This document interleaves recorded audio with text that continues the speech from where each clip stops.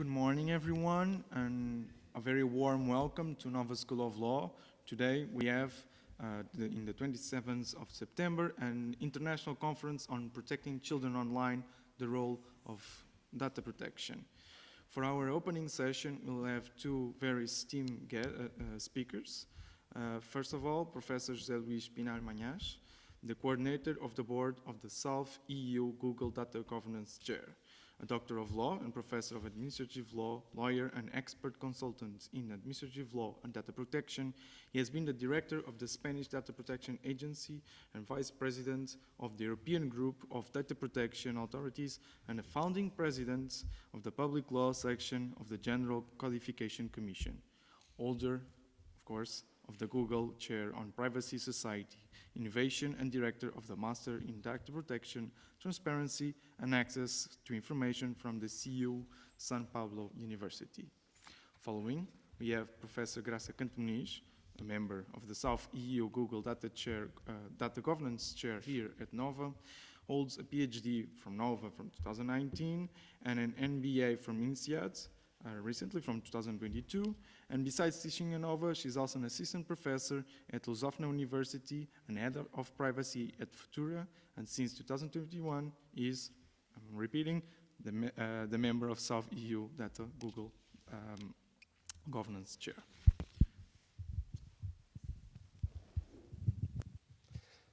Okay, thank you very much. Good morning to you all. And first of all, I would like to thanks Professor Maria Graça Canto Moniz for organizing this magnificent seminar. And I would also like to thank the Universidade Nova de Lisboa for providing us with this magnificent venue for our meeting. Many thanks, of course, to all of you who are here with us.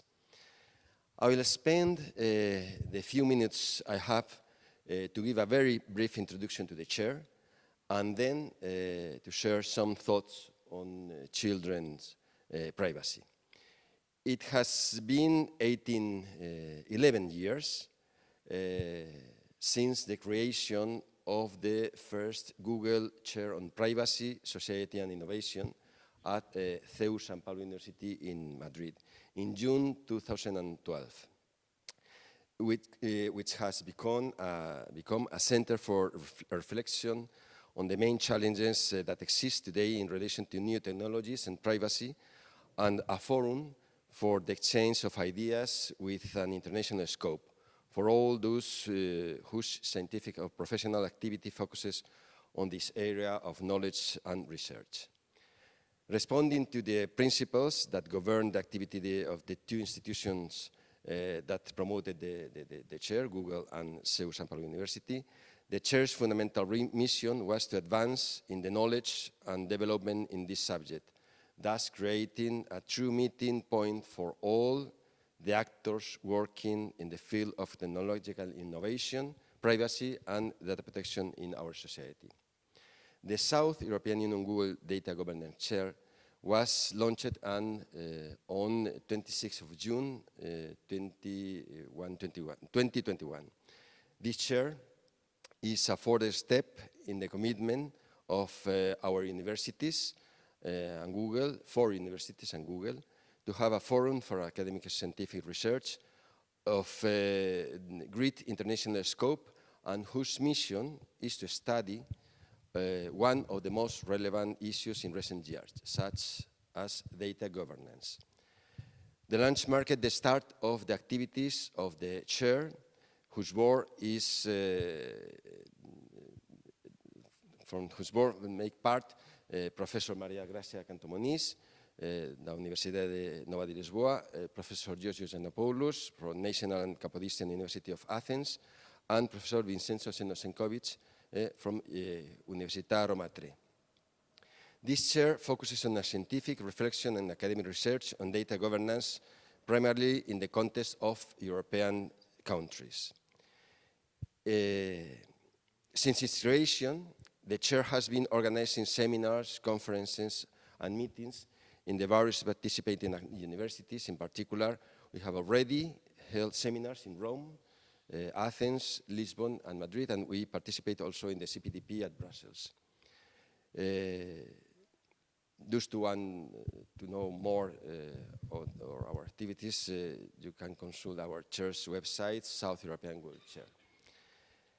Having said that, today I would also like to refer very briefly to one of the issues that, in my opinion, is most relevant with regard to the right to data protection and privacy. The extent to which minors, children, are really protected and are aware of the risks to which their privacy is subject. We have to start from the premise that while people of our age, and at least of my age, live with the internet, young people, and in particular minors, live on the internet.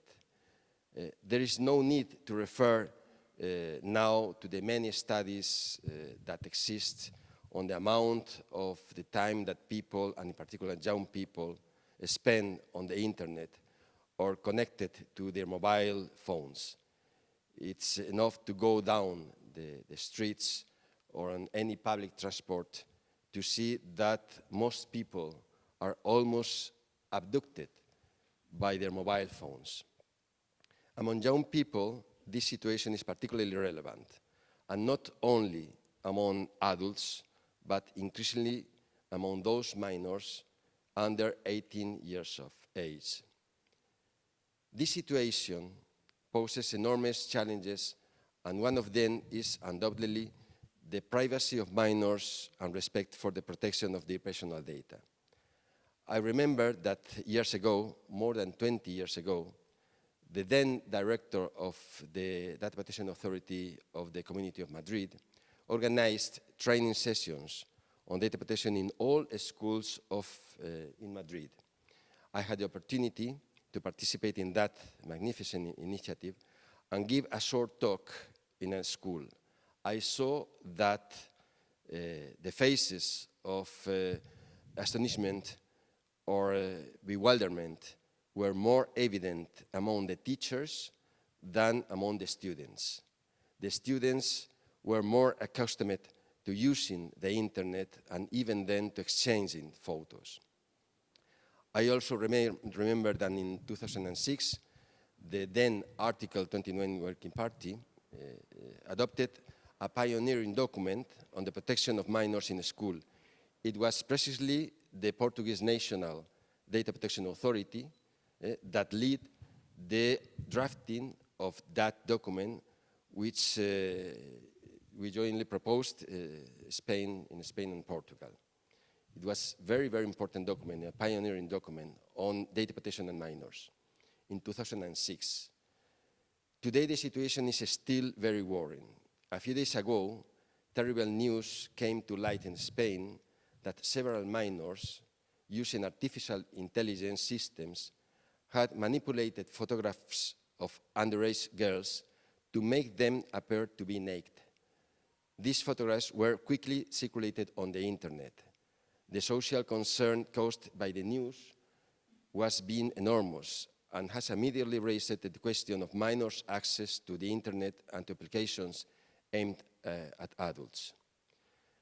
Prior to this news, the Spanish Data Protection Agency has already set up a priority complaints channel for reporting illegal data processing on social networks, which could involve child pornography, crimes such as sexting, or harassment of people in general and minors in particular.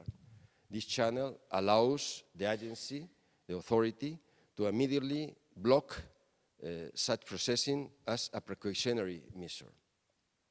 The channel has been and is proving to be a success and is enabled the swift blocking of data protection that particularly affects minors and women. The need to take measures to protect minors in particular is therefore a priority. Almost 13 years ago, I had the opportunity to edit a book on social networks and children's privacy. The book was the complement of a statistical analysis that we made based on the answers to several questions about privacy and data protection to young people between 14 and 18 years old.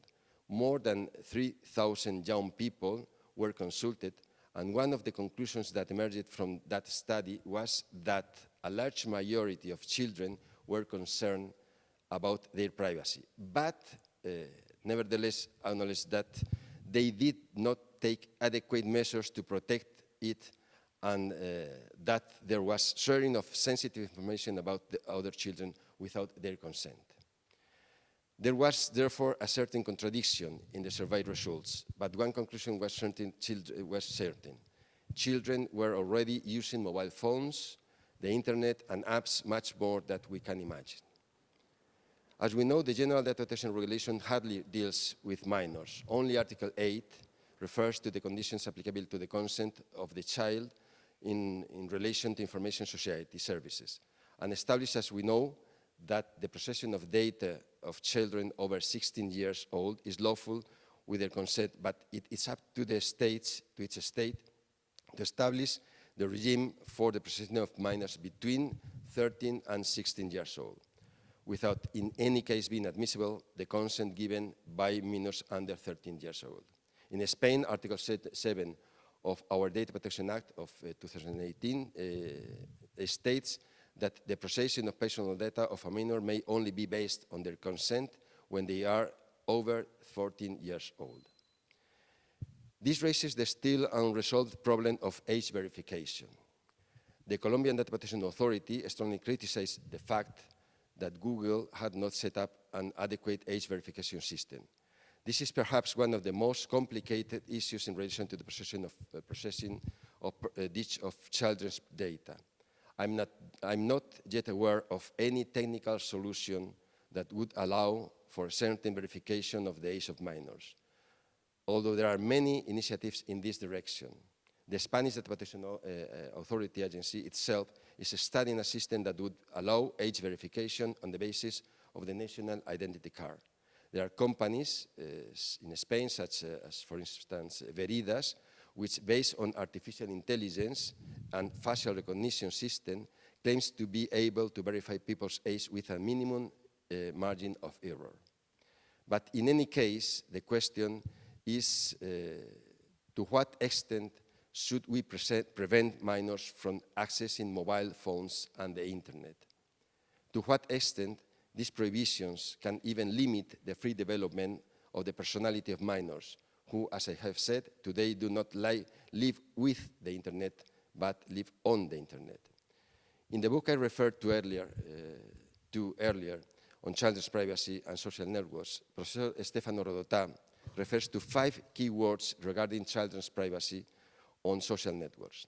These words are, first, privacy, which requires taking positive measures to protect the privacy of minors. Second, pornography, one of the greatest risks to which minors are subject on the internet and social networks. Third, property, in the sense of the market's hunger for profit and sales, which are often based on aggressive and manipulative advertising campaigns that can affect the free development of minors' personalities. Fourth, protection. We must protect minors, but not overprotect them. A balance must be struck between protecting minors and an excess of paternalism that limits minors' autonomy. We must be able to design protection systems that do not hide realities that exist in society and that must be known in order to take appropriate measures against them. And finally, participation. It must be borne in mind that limiting access to the internet can limit participation in social life, which is very important for the development of the personality. As we can see, therefore, the great debate that arises is that of seeking a balance between the protection of minors and the free development of their personality and the recognition of their rights. But this balance must always bear in mind the risk to which minors are subjected in today's society. As we saw earlier, the misuse of artificial intelligence system can cause irreversible damage to underage girls who see how fake photos of them naked can destroy their dignity. photos that are also tricked by minors. The challenge, therefore, is spectacular. In recent days, the possibility of passing a law regulating minors' access to social networks has been raised in Spain. The legislator cannot remain inert. It must react, but at the same time, minors and adults must be made aware of the risk that the internet, social networks, and artificial intelligence can bring with them. This is the aim of this seminar, to analyze the risks of minors posed by the internet or social networks. Thank you very much. Muito obrigado. Thank you very much, José Luis. Good morning, everyone, friends, colleagues, and general audience. I will not take a lot of time. I just want to stress three ideas. First, a particular note of gratitude for our colleagues that had to cross the ocean to be with us today. Thank you very much for being here. Professor Pinar Manhas already explained the chair and the project. I would also like to stress that this is also an event in the context of a Jean Monnet Module, which my colleague Francisco Pereira Coutinho and I have been coordinating here at NOVA in the last 3 years. We organize a lot of events and programs on data protection law, and this conference is the last event of the module. Also, thank you to our students and that are helping us in organizing this conference with the logistics in particular, especially Emmeline, which you probably already met. Thank you very much for all the logistic help. And lastly, I will not explain the importance of the topic that we are discussing today. Professor Pinar Manhas already spoke about it, but I'm pretty sure that we have much better specialists to point the main problems of children in the digital age. So I hope all of us can learn a lot from today's event. Thank you very much for being here. And now, please, Martin, you can introduce our keynote speaker.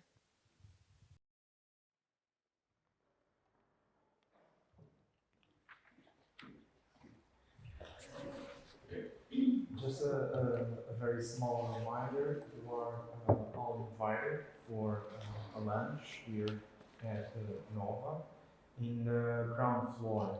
I believe that the restaurants on ground floor 0.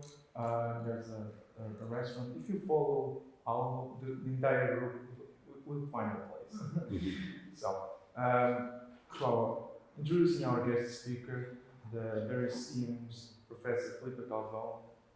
Filipe Galvão is an associate professor at the Portuguese Catholic University, graduated law from the Faculty of Law at Porto of the Portuguese Catholic University in 1993, and a Master's of Law in the area of Legal and Political Science from the Faculty of Law of the University of Coimbra in 1997, with a PhD in Law in the area of Legal and Political Sciences from the Faculty of Law of the University in Coimbra in 2009.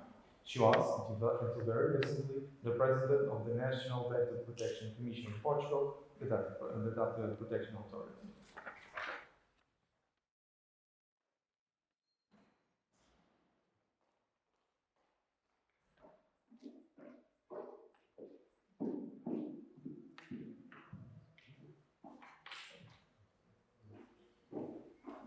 Well, first of all, good morning to all, and thank you so much for inviting me here, Graça. Thank you so much for that invitation. It is quite an honor to be at NOVA School of Law and to take part of this international conference. And to Professor examination for this opportunity. The subject of this conference, therefore, of my speech, is the role of data protection in the common effort of protecting children online. It is well known that children spend most of their free time online. They play and communicate using the new technologies. And even their learning process is more and more dependent on online interaction. The risks for human rights arising from the online environment are well known. Those risks are commonly classified as content risks, contact risks, conduct risks, and commercial risks. But those risks increase significantly when we are talking about young people. In fact, a child is still developing his or her personality and has not yet the experience to immediately detect malicious behavior, bullying, fraud, or sexual harassment. She or he is more exposed, is less aware of the risks, and therefore more exposed to the risk of being misled, deceived, or exploited on this environment. But it makes no sense to forbid children to use the technology. It makes no sense to forbid them to navigate on the internet. Their exclusion from this new world is definitely not at stake. Nor their overprotection, as Jean was saying, quoting Robert, nor their overprotection on this environment. So we must have to find a balance between all this. There have been efforts around the world, also in Europe, to ensure an effective protection of children in the online environment, to eliminate or minimize these risks. The efforts are reflected on several recommendations, guidelines, and resolutions issued by organizations such as the United Nations or the European Council.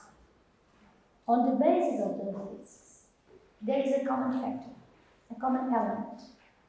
When online, children, actually like adults, expose themselves.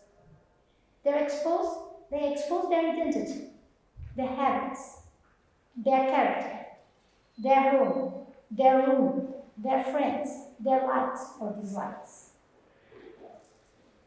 To sum up, children expose a huge amount of information on themselves, personal information.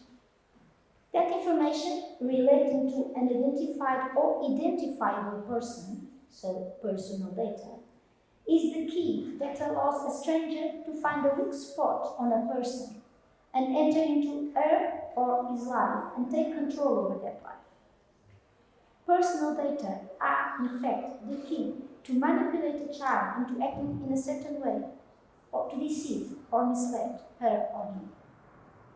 That is why one of the main approaches in Europe to protect children on online environment was to ensure a certain level of control over the personal data, through the recognition of a right to be informed on the data processing by a third party, through the recognition of a right to access to the data processed, and through the recognition of a right to rectification of inaccurate data. And that was just the beginning, 3 decades ago.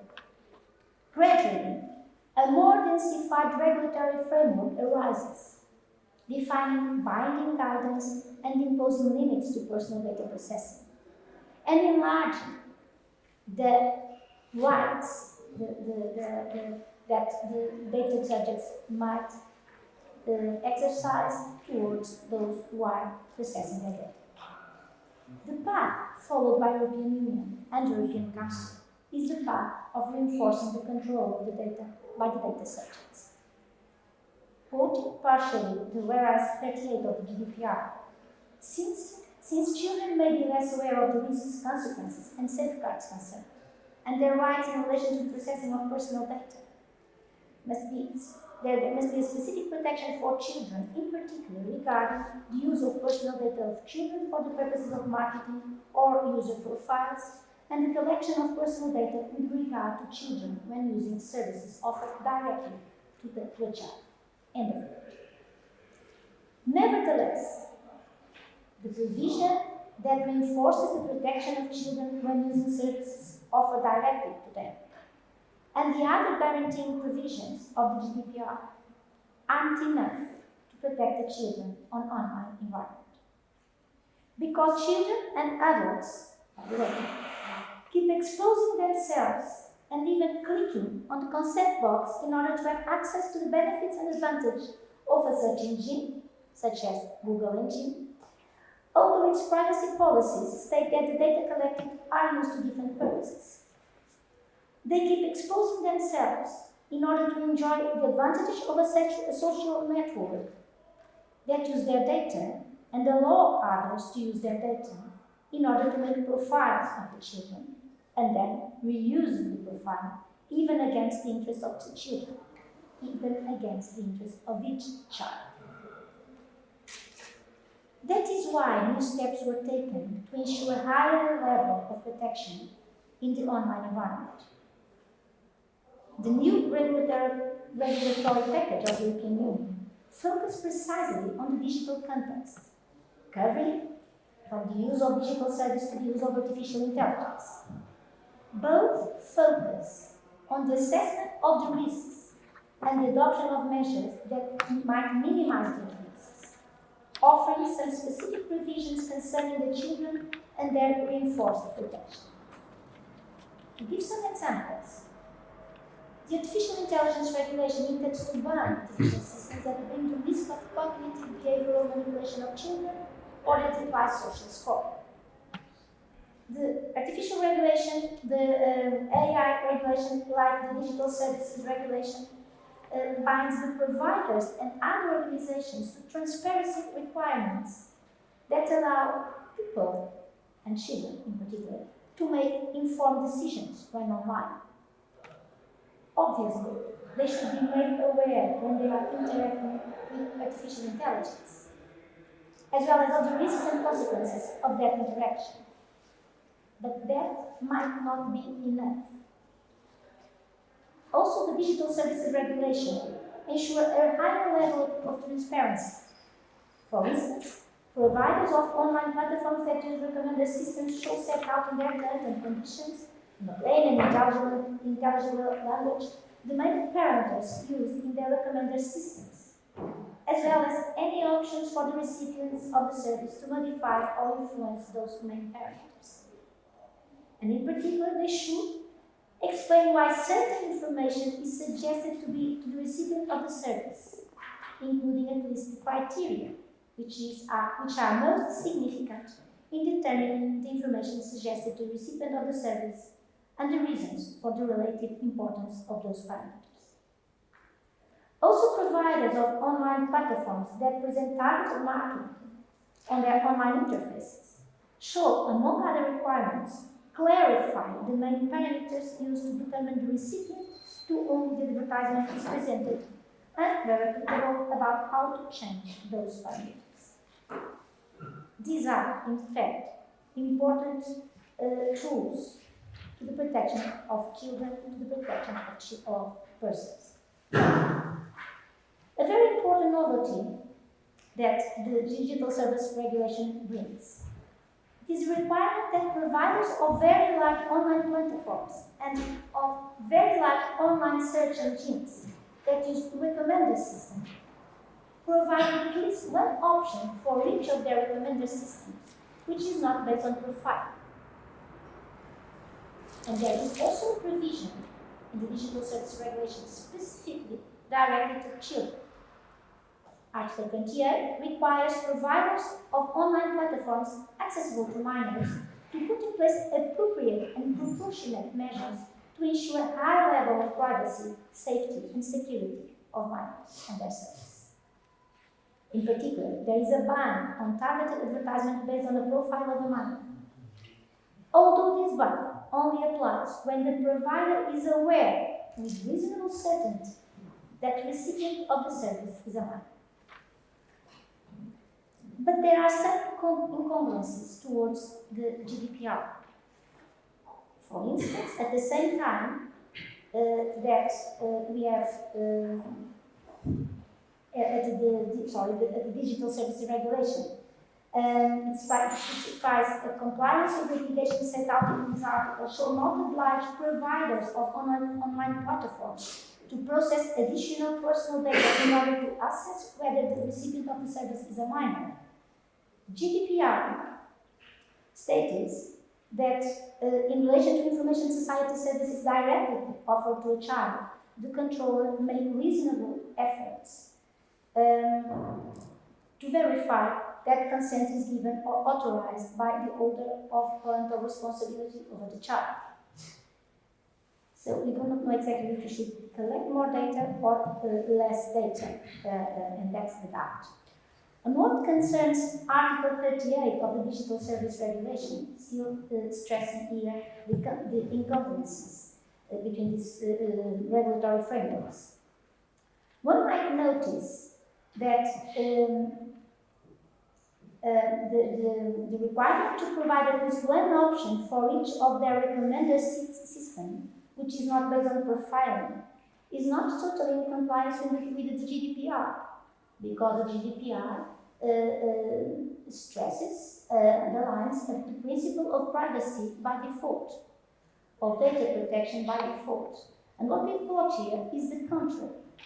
It's just the requirement that they also, on the second stage, they also have an option to ensure that there is no, there is not a recommender system based on profiling, that we can opt for that recommender system without profiling. Of course, this is a very important provision, and I'm not saying that it's not important. It's one of the most important provisions here that we've got here. But still, is not completely in compliance with the GDPR. But on the whole, even leaving aside some incongruencies between this new package and the GDPR, one would say that the level of protection of the fundamental rights of the children will definitely rise, complementing the protection ensured by the GDPR. However, you might have noticed that I have not mentioned so far the most important provisions of the Digital Service Regulation when thinking about the protection of children. I'm referring to the digital content monitoring task that the digital providers might assume. It intends not only, but also to increase the protection of the children in this online environment through the in-time detection of abuse or manipulation of the children. Although provided on a voluntary basis by law, it legitimates the investigation by the providers into the digital contents and to take active measures to eliminate or suspend illegal content. You see, the challenge now is a different one. This new private monitoring power might imply on the legitimation of that private monitoring power, because actually some providers, digital providers who are already using it, might imply the increasing of personal data processing, in particular of children, since they are one of the main pretexts for this provision, because of their vulnerability. And though GDPR imposes the minimization of personal data, it is not certain that the digital providers will remember it when sweeping the digital contents. It is not certain that they will adopt a monitoring system in compliance with the privacy by design and privacy by default principles, abstaining from analyzing children's personal data for this purpose.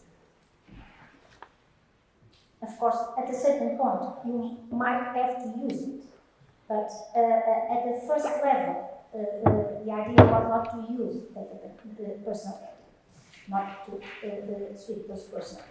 Anyway, with this, the children's privacy might be at risk. And so, there might be a paradoxical outcome of this innovative provision. That is why it is not easy to end this speech with a positive outlook towards the future. Anyway, let's hope that the fragmented supervision that the new digital regulatory framework brought to add to the existing data protection supervision managed to somehow articulate and harmonize all these regulatory frameworks and prevent the most probable paradoxical consequence of its application in the best interest of the children. Thank you so much for your attention.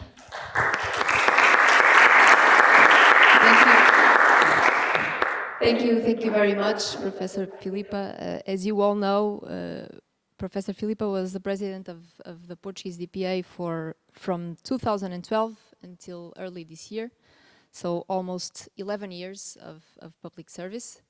A tenure that was marked by unique and challenging circumstances that none of her predecessors faced, because as you all probably are aware, During her time in office, the world, Europe, and Portugal were changing the mindset to a GDPR mindset. So it's a transition that continues to shape data protection law and data protection professionals today. Of course, that this period in office demanded from Professor Filipa an parallel dedication and vision. Professor Filipa rose to the occasion with remarkable resilience in a very challenging context in a country with a DPA that lacks resources, human and financial. So to express our gratitude for her commitment to the protection of fundamental rights, which is that we are discussing today, we would like to offer Filipa a symbolic gift for her 11 years of amazing service. Thank you very much.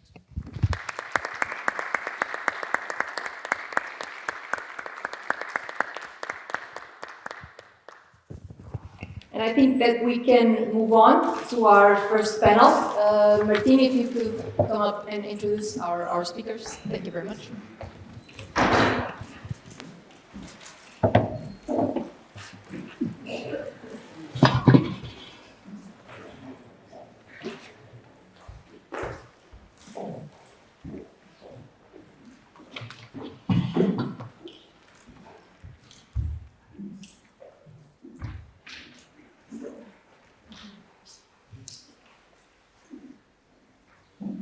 So, introducing our first panel of this morning on non-legal perspectives in the online world.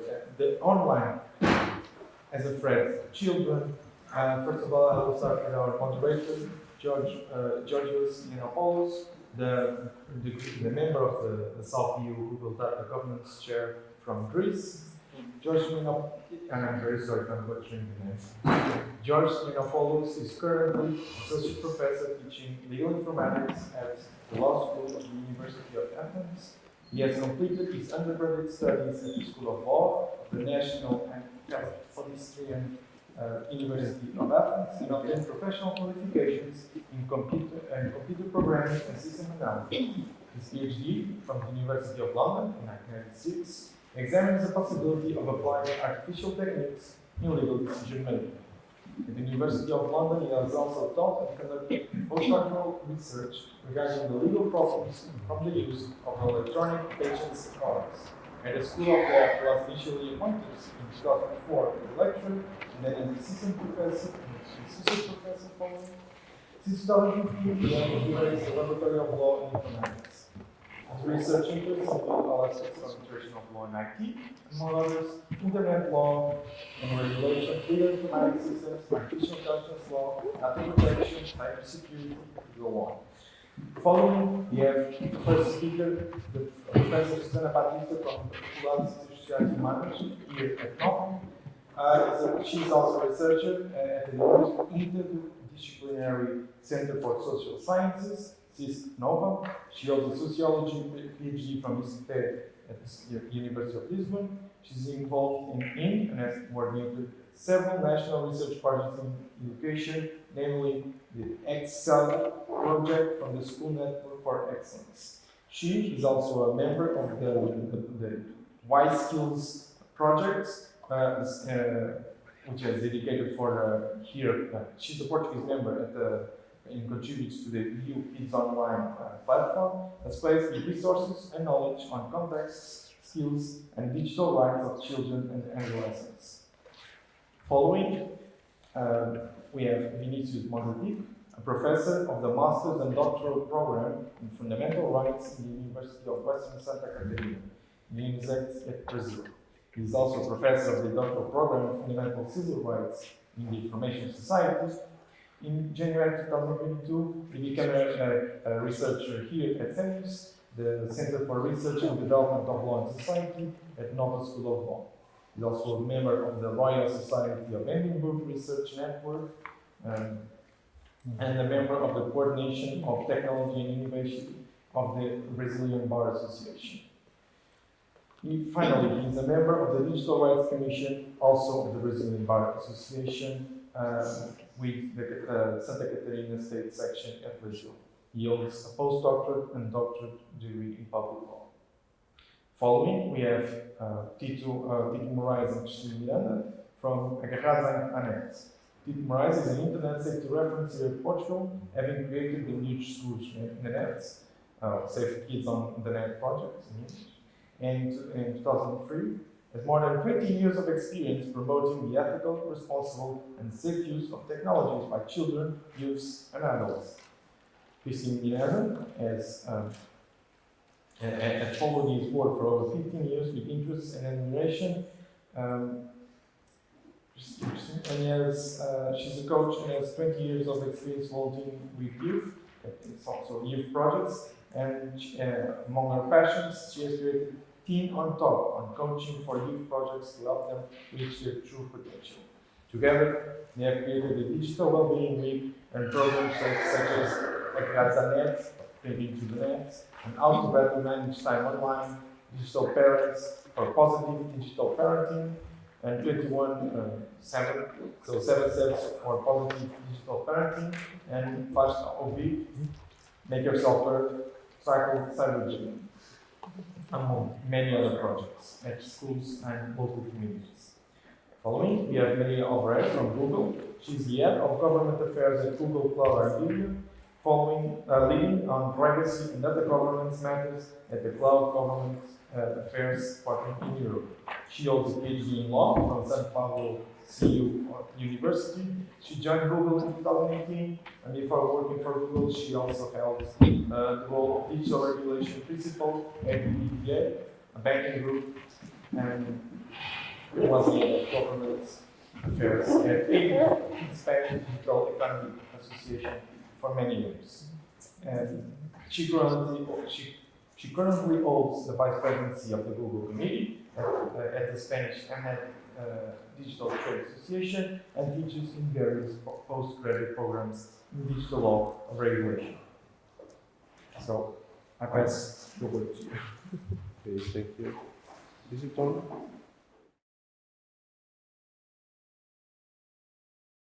Hello and good morning to everyone.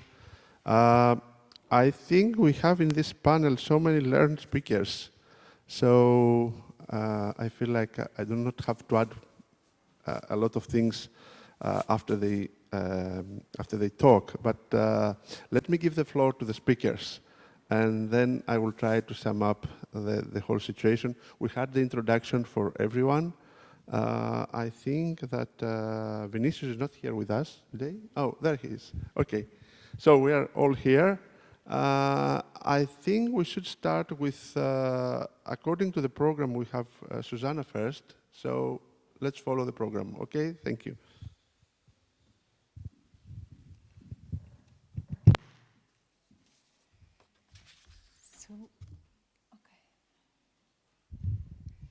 So first, thank the invitation to be here with you and to have the opportunity to share with you my work. I must confess that I don't know how we'll change this. Is my responsibility or no? No. No. So I must confess that my first thoughts when confronted with this title of this panel, Online World as a threat to children, I imagined the worst. I imagine all the images associated with risks children and adolescents can face online and the impact on their health. These images are surely not in my head, or not only in my head, as they follow the news coverage and social discourse on this topic for many years. Take, for example, this Time magazine cover from 1995, and I first tried, this is my first experiences in AI generating images. It's not perfect, but it's not to blame AI, it's the instructions I gave to the platform that are not perfect. So I first tried to complexify the risk issue, always, within the framework provided by the research projects in which I work.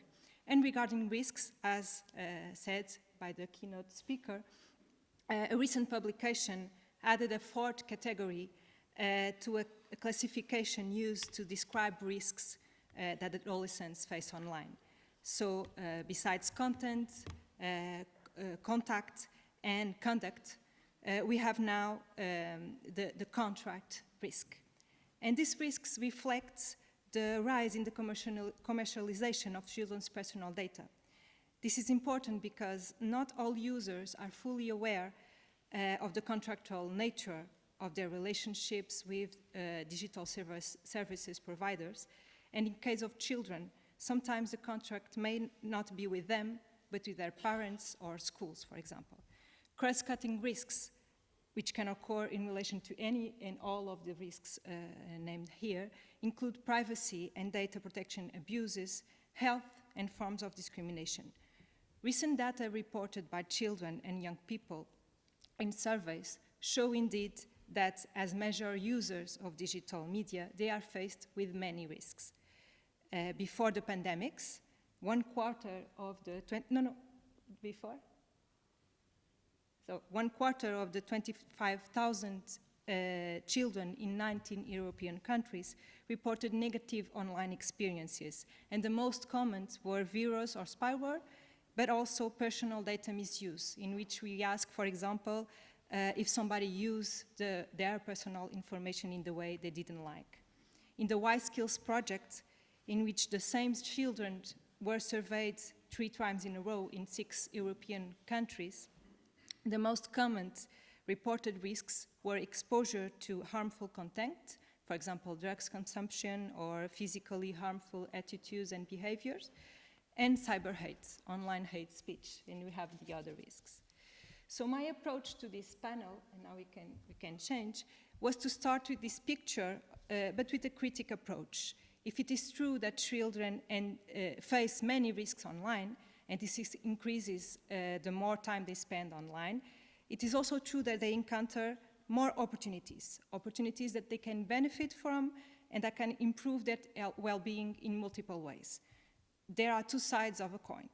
So amongst the most performed activities, we find, with no surprise, communication with parents and peers, but there are also other activities that present themselves as opportunities and that are less taken by children. To learn something online, to look for news, to be creative, or to search for some information online. So we could be talking about the 4 C's of opportunities, communication, creativity, citizenship, etc.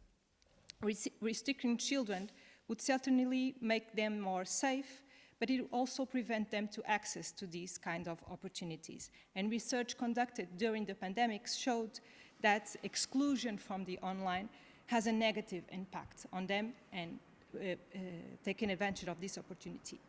Another line of argument that I wanted to bring has to do with the differences between risk and harm. So a risk involves an uncertainty about an outcome of performing certain activity. We also know that some level of risk taken is critical to child development. So we should distinguish between the expected risk and the unexpected risk. Okay? The wanted exposure to risk and the unwanted exposure to risk. And then the harms that may result from this exposure. And by harm, I mean the negative consequences. Some of the risks that we talked before cannot be conceptualized only as negative experiences. Sexting is a good example. When considering preventive efforts and creating good policy and legislative measures, it is important that we seek to understand more about children's experience online and to what degree this constitutes a risk of serious harm. For example, this approach will enable us to distinguish between transgressive behavior between children or sexual abuse and solicitation towards children by adults. In iSkills, we asked about expected and unexpected experience of sexting. Before, I'm sorry. And almost half received sexual messages in wave 3. Most of them did not expect to receive never this kind of content, and the majority was upset. But nevertheless, 1/4 of them was happy about it. Also, about 1/5 expected to receive this kind of content, and the majority was happy about it. Okay? Whether or not online risk results in harm depends on a host of factors relating to the child, the environment, the technology, and the other circumstances. Finally, my third reaction regarding the title Online World as a Threat to Children was to focus on digital literacies instead as a way to cope with these risks. It is in fact the focus of the Y Skills project, and it also relates to my work on education. In this conceptualization, there are 4 dimensions of digital skills, and all of them have functional and critical aspects. Besides technological and operational skills, to know how to manage digital technologies, we have information navigation and processing skills, communication and interaction skills, and content creation and production. Research and policy have invested in this idea that gaining digital skills enhances children's and young people opportunities and outcomes, but the evidence is still unclear. For example, in a recent literature review, the authors found that graded digital skills in general were indirectly linked to greater exposure to risk, although link to harm was not clear. Nevertheless, the data show differences between digital skills that children have, contradicting the idea of children as digital natives, and showing there is still room for improvement. So the data that we have in Y Skills now show that in a scale of 0 to 5, most children are confident they know how to perform a set of things online. The average score is above 4 in each dimension, except for content creation and production. This dimension, along with information navigation and processing skill, is nevertheless consistently below the other dimensions. Okay? And in this survey, we also asked, we also have a set of knowledge items, and respondents have to answer if the sentences were right or wrong, true or false. And regarding these 2 sentences, in the third wave, we had the majority answering correctly, but this was not the case 2 years before with the same respondents. And still, we have 40% of them that show some level of algorithmic illiteracy. Okay? But with this approach, I was falling into another risk for 3 main reasons. And the first one, children nowadays are growing up in a digital ecosystem in constant change, and their digital experiences do have impact, positive and negative, in a critical period of physical, emotional, and relational development. I am conducting analysis with the same data I brought to you today that show relationships between this online experience and children's well-being. Regarding exposure to risks, the most emotionally vulnerable group of adolescents in our survey experience all risks more often than their peers, and they also report more experience of harm, namely from sexting, for example. Higher skills don't prevent them to avoid risks or to prevent harm. Second, there is a global trend in studies and public debates on digital well-being to adopt an individualistic approach focused on self-control and regulating capabilities. This put an excessive responsibility on individuals and children. The detailed terms, conditions, and cookie preference now everyone has to review each time we go online, assume unrealistic levels of digital literacy. And they can simply be ignored because we want to access them. The burden of managing the risks of the digital environments cannot be put entirely on children and their parents. For example, by developing tools which provides the user with data about their own usage, such as screen time. Okay? In addition to reinforcing self-surveillance practices, it ignores structural issues of the digital environment and its impact on users' digital well-being. So this refers to my third reason why my first approach, critical and positive approach, was also risky. It's that even if children know, for example, that companies are gaining access to their data and the commercial dynamics involved, the behavior might not change because they are forced with binary option, whether you give data or you don't use, for example. So as admitted by the head of Instagram, the platforms were not designed for them. So although the idea that technology should serve social and individual well-being, in fact, they are, the advances are driven by commercial interests. That is why I changed my focus and title to an approach that considers that as it is now, the online world is a threat to children's rights. And this approach that I want to bring to our discussion today seeks children's protection, but also their empowerment, and recognizes that digital media do needs to change to align better with the best interests and rights of the children and adolescents. A recent paper from UNICEF highlights the different ways there is prejudicial use of children's personal data by companies. This approach is also framed by the rights of the child in the digital world by the United Nations and the principles of the European Declaration. Public concern about possible harm related to the use of digital technologies in the case of children and adolescents generally adopts a view of this generation as more innocent, passive, and vulnerable. Schools are banning phones nowadays, and platforms are adding risk reduction tools. The legal and political discourse focus mainly on protection. If we take the rights approach and these general principles, we should think how to ensure that companies fulfill their responsibilities to respect children's rights. For example, there are common digital practices that can arbitrarily or illegally interfere with children's right to privacy, such as automated data processing, profiling, information filtering. If we think of freedom of choice online, maybe our focus will be on making information about how our data is collected and used more objective, transparent, and reliable. In this line of argument, I also want to share with you a proposal by the Five Rights Foundation, which cares about how to design online experience to increase children's well-being.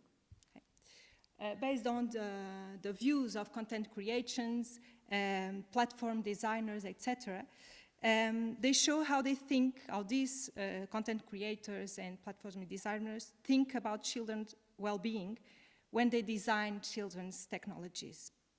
They identified 5 levels. Each one adds a step in increasing scope and commitment to provide children's well-being. The most narrowly scoped view of child well-being focuses on experiences that are safe for children, protecting them from online predators, unwelcome ads, invasive data collection. The second level includes usability, which means children are able to navigate and understand the interface. The third level, they are worried about creating an experience where the child will learn something through the content or to the interaction with this platform. And finally, at the final level, they were also concerned with contributing to the meaning of a child's life, to empower them, to represent all child, to improve self-awareness, etc. In each level, they also identify a more paternalistic view and a more empowering view. So, for example, in the first level, the difference between adding restrictions to keep children safe or to avoid invasive data collection. So there is a link for the principles of this child's rights for design. For this project, children require specific protection of their personal data, as they might be less aware of the risks involved or they are less able to claim their rights.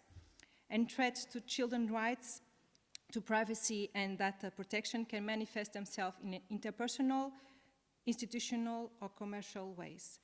Children are more aware about the interpersonal dimension of the risk involved with data collection and distribution, but institutional and commercial dimension is also important. For example, processing of data of children by public authorities, such as schools, and then profiling users' data to inform design decisions, to prolong their engagement, manipulate their behavior, or serve users with targeted marketing.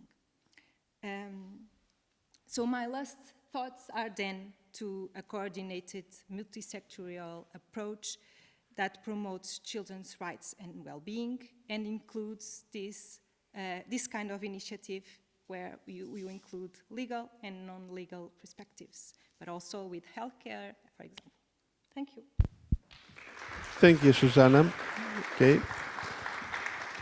I will come back later on when I sum up the panel. Let's move on to, I think Vinicius is next. Good morning, everyone. My name is Vinicius Mozetic. I'm here to discuss the subject that is both immensely important and close to my heart, data protection in the context of safeguarding children's online. So I work at University of Western Santa Catarina, and over the years I've dedicated myself to understanding and refining practices aimed at creating a safe online environment for children. So thanks to the organizers, I'd like to start by expressing my deep gratitude to Francisco Pereira Coutinho and Graça Canto Moniz for organizing this conference. Your commitment to this critical issue is truly inspiring. So I'm also thankful to the team and especially to Emily for guidance and support regarding my trip. And of course, my stay in Lisbon has been wonderful thanks to the support of all of you. So I appreciate the presence of my fellow colleagues and all in attendance. So the title of my talk is Digital Education, Strengthening the Protection of Children in the Virtual Environment. So I would like to begin my talk with a question. Do you believe that education can be more effective than legislation when it comes to protecting children in the digital world? So, in today's hyper-connected world, children are immersed in the digital era from an early age. So, while the virtual environment offers learning and growth opportunities, it also presents significant challenges. And proper protection isn't just about legislation, it's also about empowerment through education. Currently, children make up a large portion of online users. They are exploring educational platforms, playing interactive games, and often connecting with others. With all its benefits, the internet also exposes children to risks that many of us couldn't have imagined during our own childhoods. In this digital age, children and adolescents are introduced to the virtual world from an early age. Another central question guiding us is how do technologies impact the privacy and well-being of children? First, digital generation. Today's children are pioneers, born into a fully developed digital era. As educators and parents, we face the unprecedented challenge of dealing with digital offspring and implications for privacy. Threats to privacy. The increasing integration of children into the digital world underscores an ongoing threat to their privacy. So while the initial responsibility falls on parents, states, and organizations have an essential duty to implement protective laws and practice. But that's not all. That's not all. Children, and increasingly present on social media, it's true, by the age of 12, many of them have multiple profiles. This increasing exposure heightens the risk of privacy breaches, making them vulnerable to various threats. impact of COVID-19. The COVID-19 pandemic has magnified children's digital presence. With schools closed and education shifting online, there's been a significant rise in the use of educational platforms and apps, further increasing risks to privacy and other fundamental rights. Vulnerabilities in the online space. The online space, despite its advantages, poses risks such as online sexual abuse and data collection for advertising.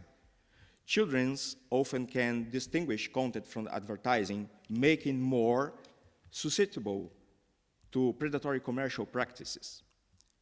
The human rights approach. Thus, protecting children online requires a human rights-based approach. The digital space can enhance children's development, but it's essential to ensure that they grow in a safe and beneficial environment. Engagement and collective action. Everyone, from governments to parents, must recognize children as bearers of fundamental rights. To genuinely protect and benefit children, it's crucial to involve all stakeholders in developing strategies and approaches focused on child welfare.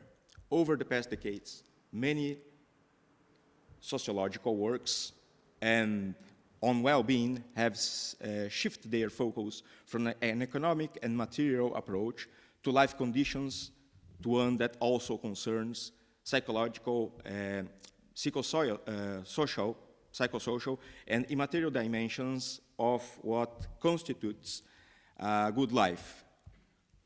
Concurrently, the emergence of sociology of childhood and the children's rights movement in the 1990s introduced a new approach and ethical attitude that views children as subjects of rights, with their own concerns, needs, and opinions, not just as mere beneficiaries of protection measures. Therefore, the law alone won't suffice to protect them.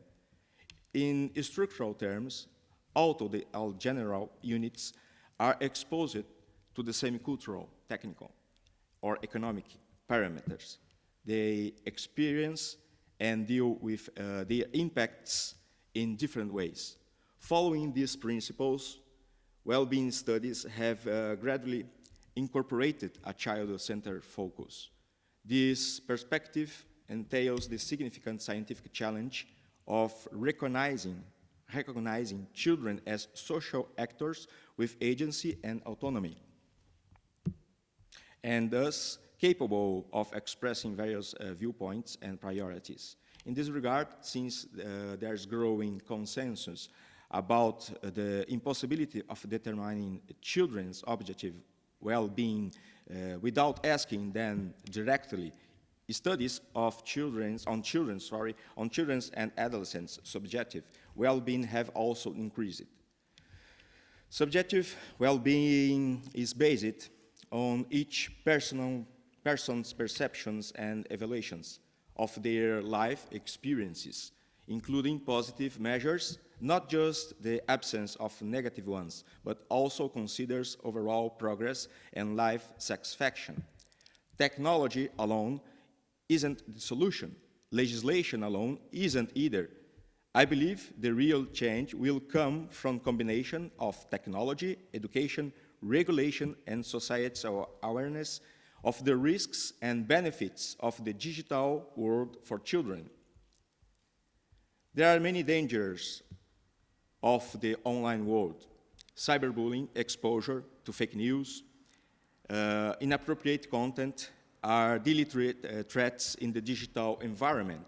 But what are the consequences? These situations can have the devastating consequences, both immediate and long-term for a child's well-being. What is important? This is why I highlight the importance of digital literacy, because the resources of digital technologies and consequently the internet, and indispensable for the teaching and learning process, but besides seeking information, it's necessary to know how to use them, judge them, juxtapose them with other knowledge, and keep them updated. Literacy isn't a commonly used term in Brazil. The term letramento, literacy in Portuguese, is more commonly used and refers to the social and cultural uses of regarding and writing, a perspective considered more comprehensive and complex than just decoding the linguistic code. There are several technologies associated with digital literacy, such as informational literacy, computational literacy, international literacy, and media literacy.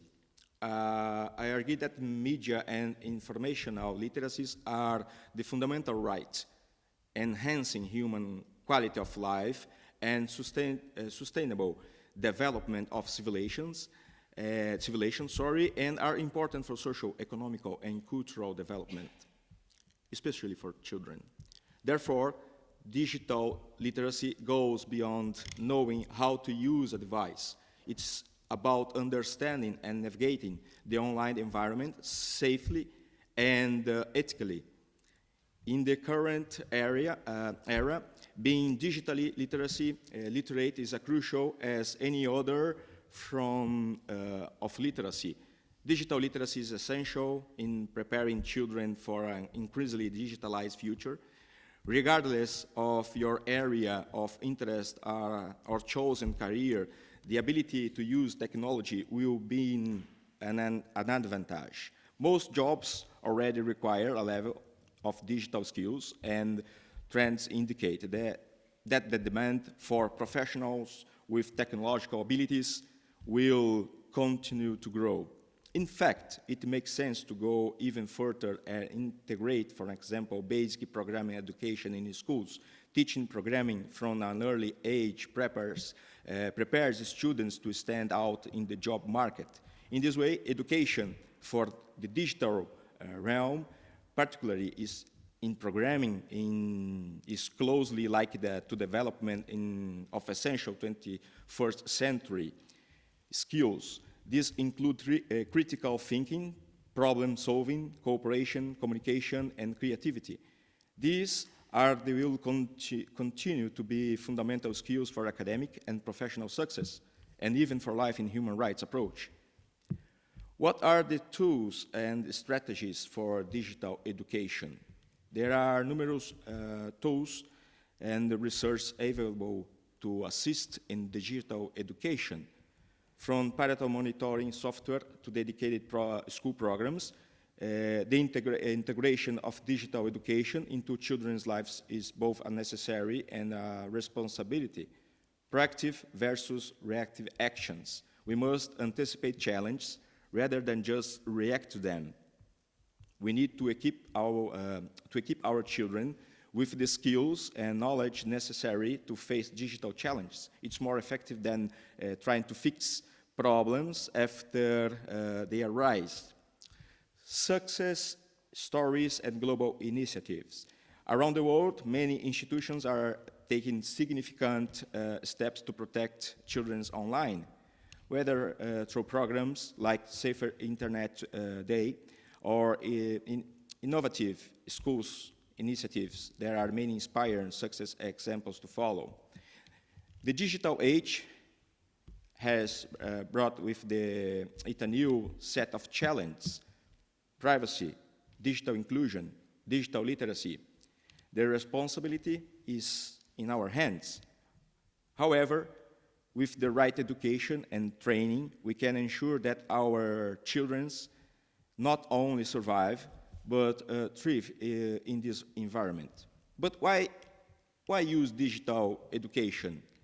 Digital education is an approach crafted to meet the needs of the new generation of students, teenagers, who were born surrounded by virtual tools, often referred to as digital natives. Today's children and adolescents present differentiated demands For this very reason, digital education encourages pedagogical practice to make the learning process more motivating and stimulating.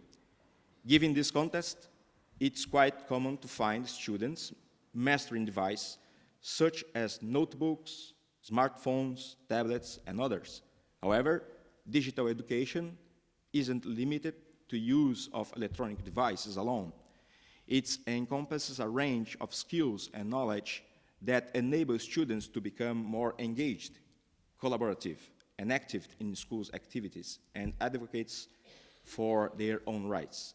That is the use of digital tools, both inside and outside the classroom, offers various benefits. For educators, technological resources in the teaching process, enhancing understanding of the content and making everything related to the experience of sharing knowledge more comprehensive. There is no doubt that the digital education brings a range of differentiators to make learning more dynamic and personalized. Beyond the students, teachers can also rely on support to improve their lesson plans and, with that, facilitate pedagogical practice. In an increasingly connected world, technologies have irreversibly entered an educational environment, but not only there.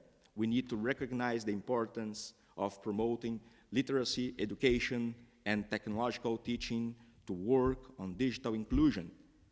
Any teaching or learning process that involves to use the digital resources technologies, including online and offline formats, distance, face-to-face, or hybrid approaches, I want to emphasize the importance of continuing to work together as a global community to protect our children in the digital world.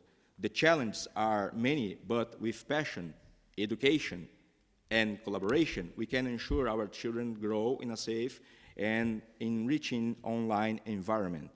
Perspectives. Within contemporary discourse on the protection of minors in cyberspace, pedagogy centered on digital education has taken a prominent role, serving as an effective paradigm for the inculcation to safe digital competencies. This approach, grounded in constructivist epistemology, aims to equip young individuals with the cognitive tools necessary to navigate the digital ecosystem in an informed and critical manner. While jurisprudence related to the protection of minors in the digital domain is indispensable for establishing legal and normative parameters, its often reactive nature limits its efficacy as a primary prevention mechanism. Laws inherent operate in the realm of the factual intervening after the materialization of infractions, while digital education seeks to anticipate and mitigate potential risks through informative empowerment. Moreover, in the globalized context of the World Wide Web, where the heterogeneity of jurisdictions can result in legal gaps and normative inconsistencies, digital education emerges as an unified transnational vector. Regardless of the legislative nuances of a particular region, the pedagogical principles of digital education remain universally applicable, providing a constant epidemic. In summary, while legal codifications provide a crucial framework for the protections of minors in cyberspace, is through the robust integration of digital education into contemporary pedagogical practice that we can aspire to a more holistic and preemptive solutions into the challenge inherent in the digital world. With everyone's collaboration, we can create a digital environment where our children not only grow, but thrive. Thank you for all allowing me this share and reflections. Thank you very much. Thank you, Vinicius. I think now it's the turn of Tito and Cristiane. Who is going to talk? Cristiane? Both? Okay.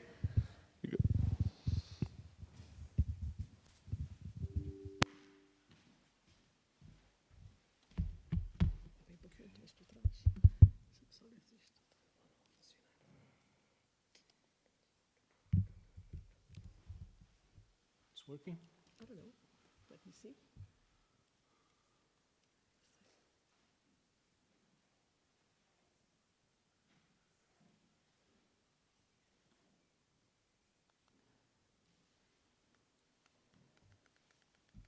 Nope.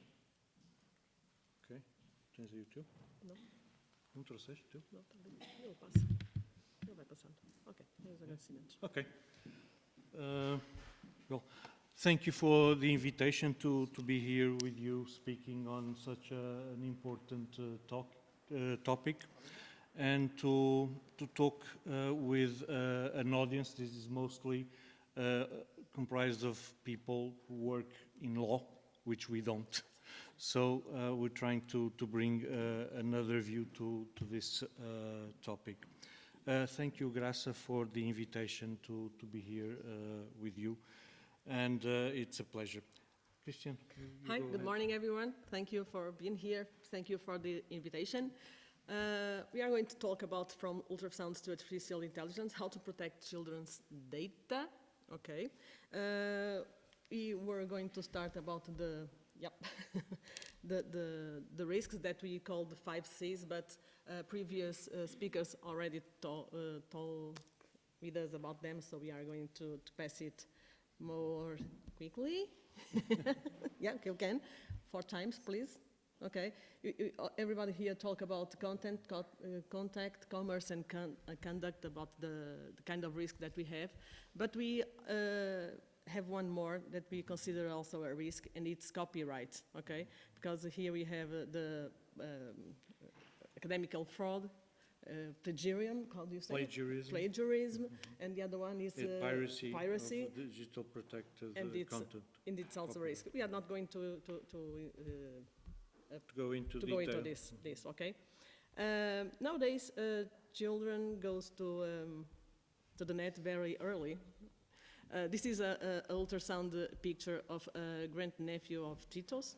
And as you can see, Portuguese people that are here, he is a huge fan of Porto Football Club. Even before he was born? No, his father. His father is a huge fan. And he posted it on his social media.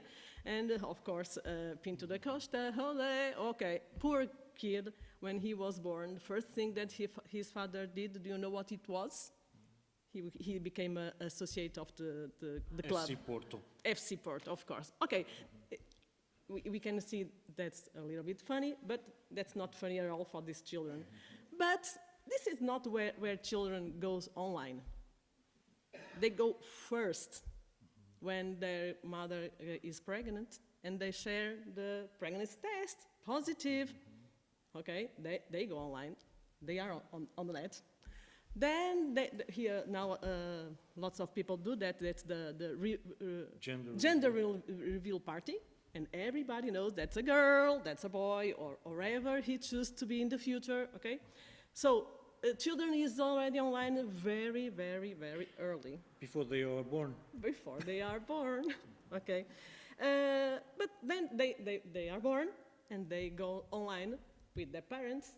The parents doesn't even notice that, but when they have their kids in their arms, their laps, children are online. Children are watching a screen. They are exposed to a screen. And then they grow up and they go more into the screens. And that's not uncommon when we go to a restaurant to see small children on a tablet, on the smartphone, or wherever it is, okay? So they are exposed to the screen, and they are sharing things on screen, okay? But do you know how, when they have their first own smartphone, at what age? First device? Their own first device, not their parents. Do you know that? Do we have a guess? 10? 10. Okay, we have a study from UK this year that shows us then 1 in 5 kids, children of 3 and 4 years old, they all already have their own device. Their own device, not the parents, their own device, okay? Of course, when they are teens and tweens, they almost 100% of them already had their own device, okay? But do they have profile on social media at that age? And the answer, yes. At 3 and 4 years old, they already had their own profile on some social app, some platform. Okay, sorry, I'm going to see you. They are not there for themselves. Their parents put them there. But what are these children, 3 and 4 years old, doing online? Okay. Well, 92% of them watch videos and at any video sharing platform. And then things, although the percent, it's going low, but it's also worry, for us to worry. They send message or makes voice or video calls. They watch live stream apps or sites. They use these social media apps and sites. We are talking about children of 3 and 4 years old. They play games online. They post their own content or videos, sharing platforms. I think this is mind-blowing. Mind-blowing. And we also have them, okay, it's only 6%, but I don't think it's 6% of them live streaming their own videos. Where are we going to? What are the main things of privacy? We have to share this. No, it's you? Yep. No, yep. No, it's me. It's still you. Well, we have several sources of where data, children data and shared are collected. We have this Children Commissioner study, and they tell us that they came from 3 main sources. Places or right, I have to put my glass because it's small. Okay, in home we have connected baby cameras, connected toys, smart speakers. We see on Instagram videos of small children asking Siri, where is my mom?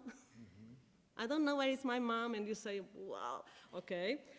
Of course they are children. Can I just say one thing that's important there is their parents, they probably click the button, say, I agree with the terms and conditions, with the privacy policy and whatever. But the thing with smart speakers is it's not an individual device. It's a family device. So everybody, including the dog, can speak to these devices, and the dog for sure did not subscribe to the privacy policy, you know, no. And the child 2 years old neither, you know. So that poses really important challenges for us. Mm-hmm. Well, okay, then online, of course, browsing web, on their parents' social media, their own social media, and of course through smartphone, tablets, whatever. And then at school, school databases, locations tracking watches. Now, many children already had this one, and well, you can see. Oh, we are talking yes, data. We forgot. Next one. I'm sorry, as we don't have the. We've got the next one, please. Okay. This is what I was talking about. I'm sorry. Okay, you can see that where the same thing with connected toys. You know, they are used by usually very young children. Their parents are the ones who subscribe to agree with the terms and with the privacy policies. They don't understand, and the truth is that these toys are collecting data from their users. Okay. Now about notifications up to you. Can you move on? Okay. So another topic I would like to bring is, okay, data is being shared and is being collected. There's a report from UNICEF in which Emma is one of the authors. that created a manifesto regarding the governance of children's data, because children's data is being collected left and right, and usually not always in the right manners. One of the things that worries us is student tracking and classroom surveillance. Is something that's not really much of a topic in Europe. I haven't seen it being addressed. Brazil has some interesting work in that area. The Alana Foundation with other organizations have created some resources regarding these things. And they have also developed a platform which is mapping surveillance capitalism in education, in which they see which applications are in use in universities and primary and secondary schools. And one of the things that worries us is that some of the use of applications that track behavior of students. It's like you having a video camera directing at you during all the time that you are working. It's not healthy to see whether you're succeeding, where you're failing, and people are starting to inquire about the effect that has on the development and on the mental well-being of a child, of being constantly monitoring, watching for their mistakes, watching for their behaviors. Another topic is the Internet of Things. Today the Internet is on a wide variety of devices, and from smart TVs to baby monitors to e-toys, smartwatches, and health and fitness apps. I mean, we have these devices are now connected with the internet. There is a very funny cartoon which is from a fridge that says Windows is updating 32%, and the guy says, I only wanted to get some water.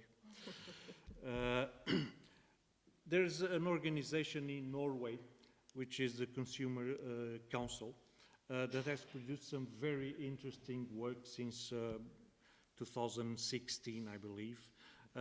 They produced a report on connected toys, a very interesting one. Also on smartwatches for children, because smartwatches are now seen as an alternative to smartphones for very young children. And the fact is, it's also attracting device. I usually called, I don't remember the English term, I use a smart band as well. And this one is uma algema, right? Because I'm on to it all the time. Regarding IoT, there was a very good work done in Canada. They organized a Canadian stakeholder process, and they produced a report with several recommendations, and it's something that I would like to see. Some consumer organizations also gave some attention to this topic. And now we come to another topic that also interested in that we work, which is called deceived design practices or dark patterns, that very common in use in social media and all types of apps. And also the Norwegian Consumer Council has developed some work on that.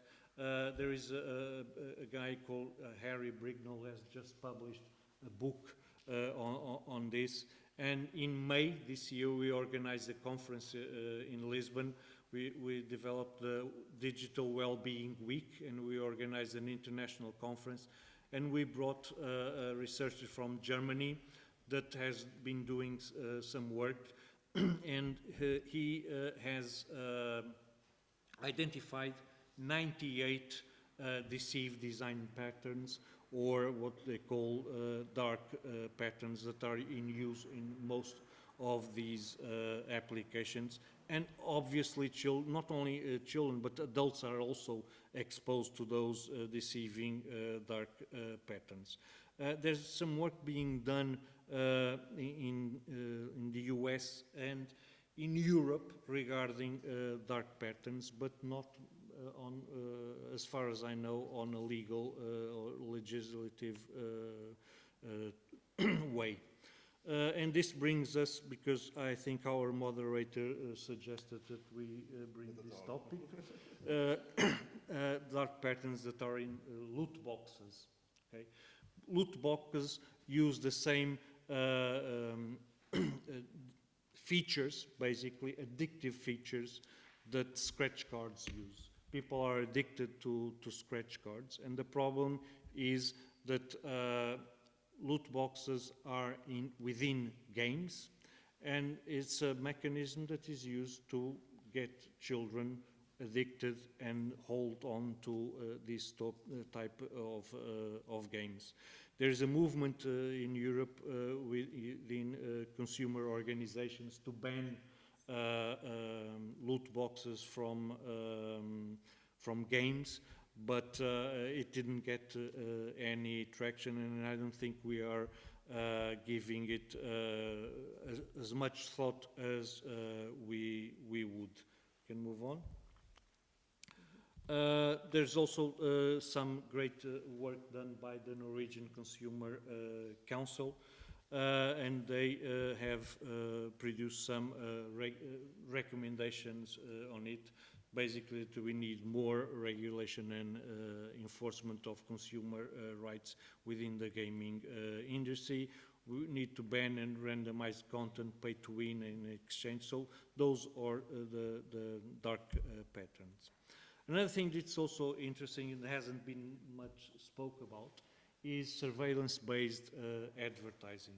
Apps that we use, they track everything we do on those apps, and then they show us advertising based on our use of those apps. And there is a movement in the US to promote the ban of surveillance-based advertising.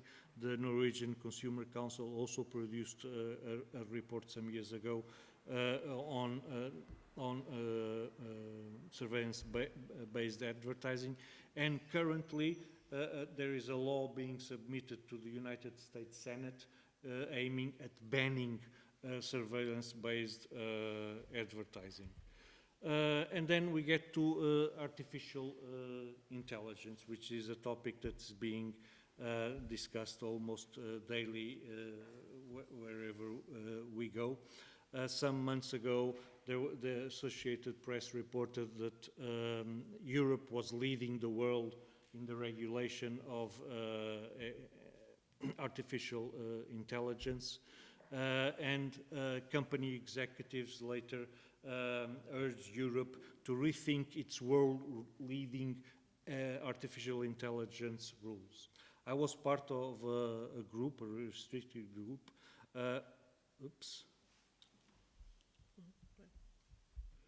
that discussed artificial intelligence, and it included some representatives from business associations, and I was surprised to see that some of them were defending a view that we could not discuss ethics when we were discussing the application of artificial intelligence within a business context. Well, I think that ethics needs to be at the heart of that discussion. Otherwise, it seems that we haven't learned anything from the 2008 financial crisis as a result that auto-regulation, if we leave the market to regulate itself, things can really go wrong. Still on artificial intelligence, the Internet Watch Foundation started to detect the first, this was in May, images of child sexual abuse generated by artificial intelligence. And they called the government, the British government, to create a summit to address this phenomenon, because it's impacting on their work on detecting child abuse images. And this brings also another topic, which is currently the European Union is discussing regulation to prevent and tackle child abuse images online. And in Portugal, most political parties don't have a stand on that. We don't know whether they're in favor of the Commission's proposal, whether they are against it, or whether they don't have an opinion. So it's very difficult to say and to try to discuss that topic. So it's not at all a topic within Portuguese society, unfortunately. And the same happens with all MPs that Portugal has in the European Parliament. I've written to every single of them. Not a single one out of the 21 MPs has said what their position on the proposal from the Commission is, and that I think it's unacceptable. In the US, 50 states, have asked Congress to strengthen tools to fight artificial intelligence, child sexual abuse images, and the tech leaders from the major organizations have endorsed that and asked the government should regulate artificial intelligence. As the Internet Watch Foundation signed that in May they were detecting the first images of child sexual abuse images generated by AI. Now they are seeing the use of open source tools to generate that type of imagery. And very recently in Spain, we have a case that's being discussed all over in the media, in which girls were, their images, normal images, not nudes, were used using artificial intelligence app to make them nude. And those images were then distributed.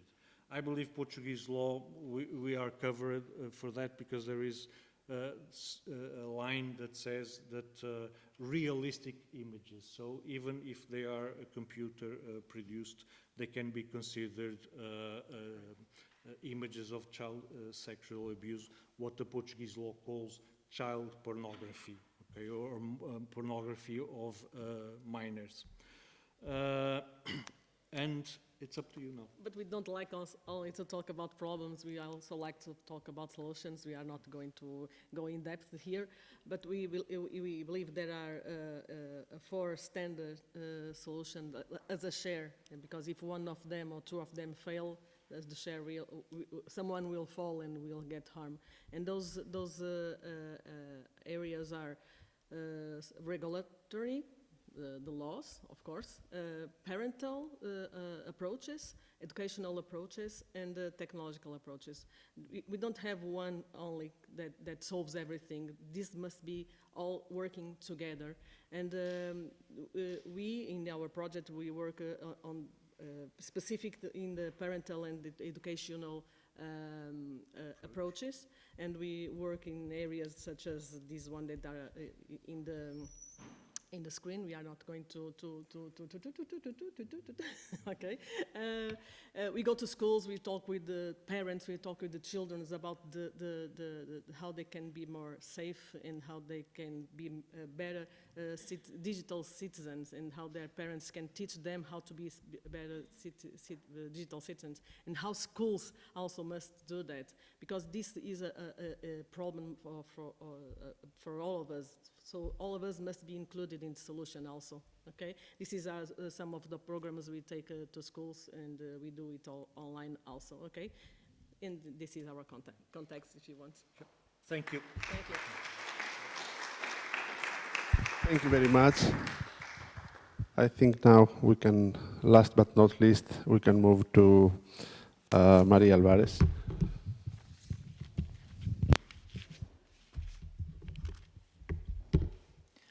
Good morning, everyone. Well, first of all, thank you for inviting me to be here in this panel. Thank you to the South EU Data Governance Chair, to Nova School of Law. For me, it is a pleasure to be here, participating in this conference about such a relevant topic like protecting children online and the role that data protection plays. And I think that this panel, non-legal perspective, will also enrich the debate and complement the next panel that we will have. I promise I'll be short. I'm the last here in the panel, so I'll be very short and it won't take long. I actually don't have slides prepared, just have a few ideas in my head and some ideas here in written that I wanted to share with you. And I'm going to offer a more positive perspective, an optimistic perspective of what technology can bring in terms of the benefits and opportunities for education and for learning. I'm going to talk about Google for Education, which is our technology offering our set of solutions, technology solutions for schools and for the education, and the benefits it brings, to improve the learning experience.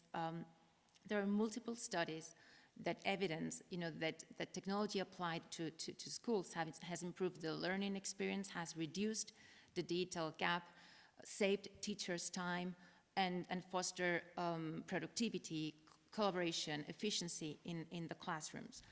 And I'm going to explain how we make this in a way that is secure and safe for the learning environment and how we apply within Google for Education the privacy by design and security by design principles to offer a secure and safe learning environment.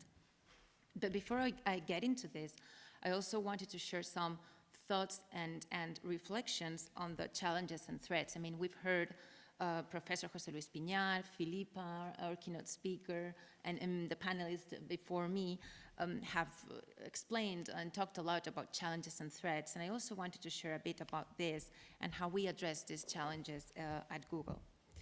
We can't deny that, well, apart probably from very elderly people or mentally disabled people, children are the segment of the population that are the most vulnerable. They're developing their personality, they can be manipulated, and they're in a vulnerable position. So for this reason, I think we all agree that they need to be protected. And the first message I wanted to land here is that this requires public-private collaboration. So this is something where companies like the one I represent and the private sector in general, the industry has a very relevant role to play, but also governments, civil society in general, teachers, parents, the whole community, regulators, they need to play their role, and this is a public-private collaboration effort. The next idea is that technology is neutral. It's not good or bad per se. It can be used for the good or it can be used for the bad. It's just like a knife. I mean, you can use a knife in your kitchen to cut your ingredients, to cook delicious food, and in this way it's a very useful tool. Or you can use a knife to kill people. So it's about the use of technology. And for example, we're seeing here that the EU is regulating artificial intelligence, and we at Google always said, yes, artificial intelligence is too important not to regulate. We need regulation. Back in 2018, we launched our AI principles, and we were one of the first in launching these principles. So for example, we commit to algorithm transparency, to avoid algorithm biases, to implement the principles of security by design and by default, and privacy by design and by default in the development of our AI systems. But that is not enough. We need regulation. But this regulation needs to be risk-based approach and needs to be focused on the high-risk use cases of AI, not to harm innovation. And this is something Filipa was saying before. It's not a matter of prohibiting access to technology to children. I think it is we need to define the right rules and put limits. We need to have controls. Parental controls, for example, play a very relevant role. Making a good use of technology, providing information, promote the transparency so that parents, teachers, they are well informed and can make well-informed decisions. And companies, the industry needs to implement best practices, and we need to promote the digital literacy. We've heard a lot about the need of fostering digital skills, digital literacy, and this training starting from childhood so that kids learn computer science, learn how to do coding, programming. But when I mean digital literacy, I'm not meaning just understanding what technology is about or that awareness of technology, that of course it's important. But they need also to understand, and this is very important, what is a safe and secure internet, and the behaviors that are proper behaviors on the internet. For example, it's important that kids have good judgment so that they understand what information they should be sharing on a social network and what they shouldn't be sharing on a social network. Or, for example, to understand the relevance of protecting themselves online by having strong passwords, for example. Just the same way that you protect yourself in the physical world and you close your door with a key to protect your physical environment, this applies as well to the online world. And the kids really need to have that awareness. We at Google provide different resources so that students, educators, teachers, parents, the whole community has this awareness. And for kids, for example, we have a project that we call Be Internet Awesome, which is basically a game. It's games and resources so that children can learn all this while at the same time, while they're playing, right? And they get the essence of cybersecurity, how to protect themselves from online harassment, and they do this while playing. We have, for example, Family Link. It's a parental control that we offer at Google so that parents can have a control of the use that the kids make of the device, right? So they can know, like, the time they spent on a device, they can approve or reject apps, they can control the location and the privacy settings, and that parents can really have that control. Harmful content. We talked about, risks of exposing children in the online world to sexual abuse, pornography, harmful content.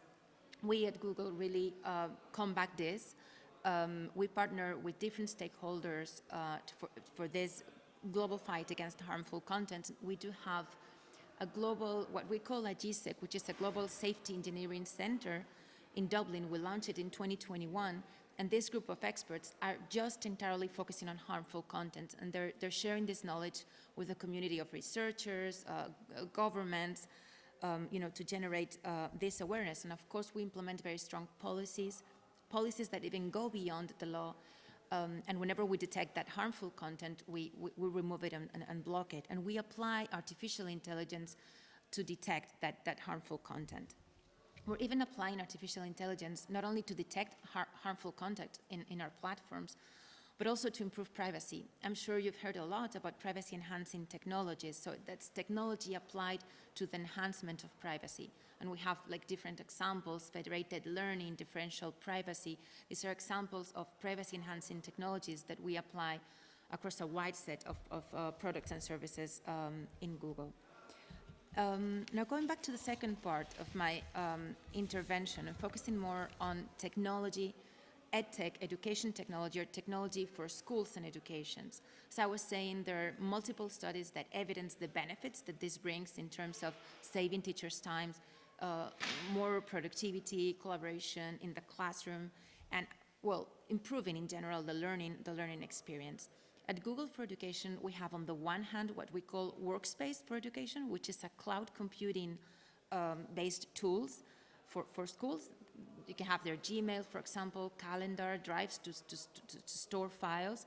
And we have more than 170 million users across the globe. And we'd have Chromebooks. Chromebooks, it's a device based on Chrome operating systems. And it's the top-selling device worldwide since 2021 for schools. All this is designed to provide a safe digital learning experience managed by educator administrators. And this empowers education leaders, students, teachers with easy-to-use tools. And we do this by implementing privacy and security by design. This is built on the same global cloud infrastructure with multiple layers of security that we have. And actually, we're seeing, for example, how cyber attacks at schools are increasing. This is a threat that is increasing. Chromebooks has never reported a successful ransomware attack on any Chrome operating system device. And how do we keep data safe in Workspace for education? We keep that data safe from unauthorized access. We keep it safe from hackers. We're constantly monitoring threats. For example, Gmail blocks 99.9% of spam and phishing messages that never go into the user's inboxes. We have built-in automatic monitoring and alerts for digital security and privacy without administrative burden. We go through third-party audits to ensure that Workspace for Education meets the rigorous standards and the local requirements. And very important, there is no advertising in Workspace for Education services. On top of this, and because Workspace for Education is a cloud-based tool, we have our general cloud privacy commitments that apply on top of this. So first of all, we at Google Cloud, we are processors of the data, of our customers' data. So the customer is the one that acts as the data controller, and we process data on behalf of the instructions of our customer. All customer data is encrypted, both in transit and when it's at rest within our data centers, and we do this by default. Our privacy practices are audited against international standards, like, for example, ISO standards, and we never use customer data for advertising purposes within the cloud. Or we don't use it either for advertising profiles. And transparency here is very, very important for us. I'm sure many of you are aware of the report that the European Data Protection Board released in January this year about the use of cloud by the public sector. They conducted a joint investigation and released this report with recommendations back in June. And one of the conclusions that they came to, one of the recommendations, is that there is always a need to perform a DPIA, a Data Protection Impact Assessment, under Article 35 GDPR, before processing, whenever a public institution is going to use the cloud. For this reason, we really promote transparency, and we support our customers in this compliance, GDPR compliance journey. And whenever they have to go through an exercise of a DPIA, we provide that support. And because transparency for us is very important, we've made available different resources. For example, we have a website that we call Privacy Resource Center at Google Cloud, or GDPR Resource Center, where we provide information of all these privacy commitments that we have, information, for example, of the list of sub-processors we work with.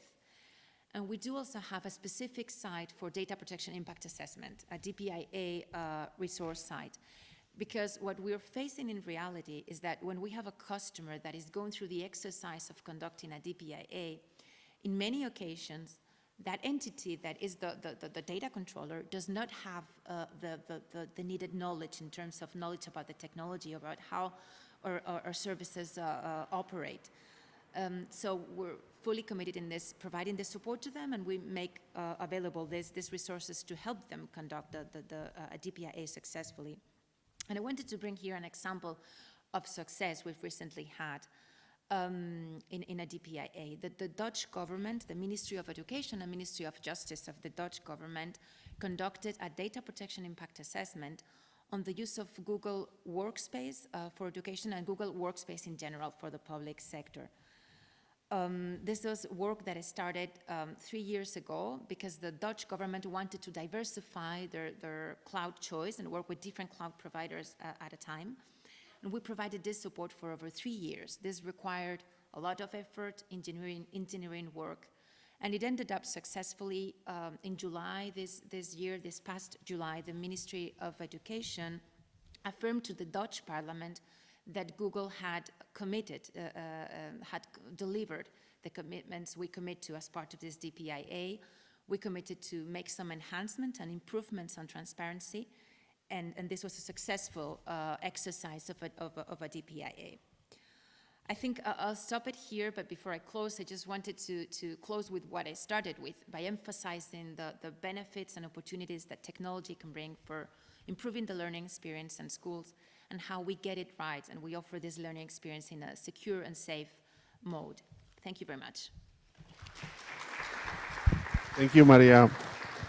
I think this is one of the panels that we have kept the time. So I will try I've tried to take a few notes just to make just one line from each of our learned speakers.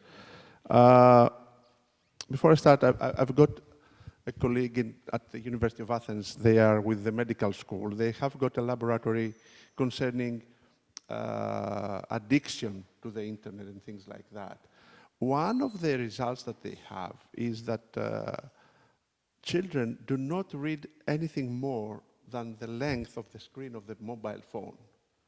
Anything more than that, like a traditional newspaper, it looks very long to them.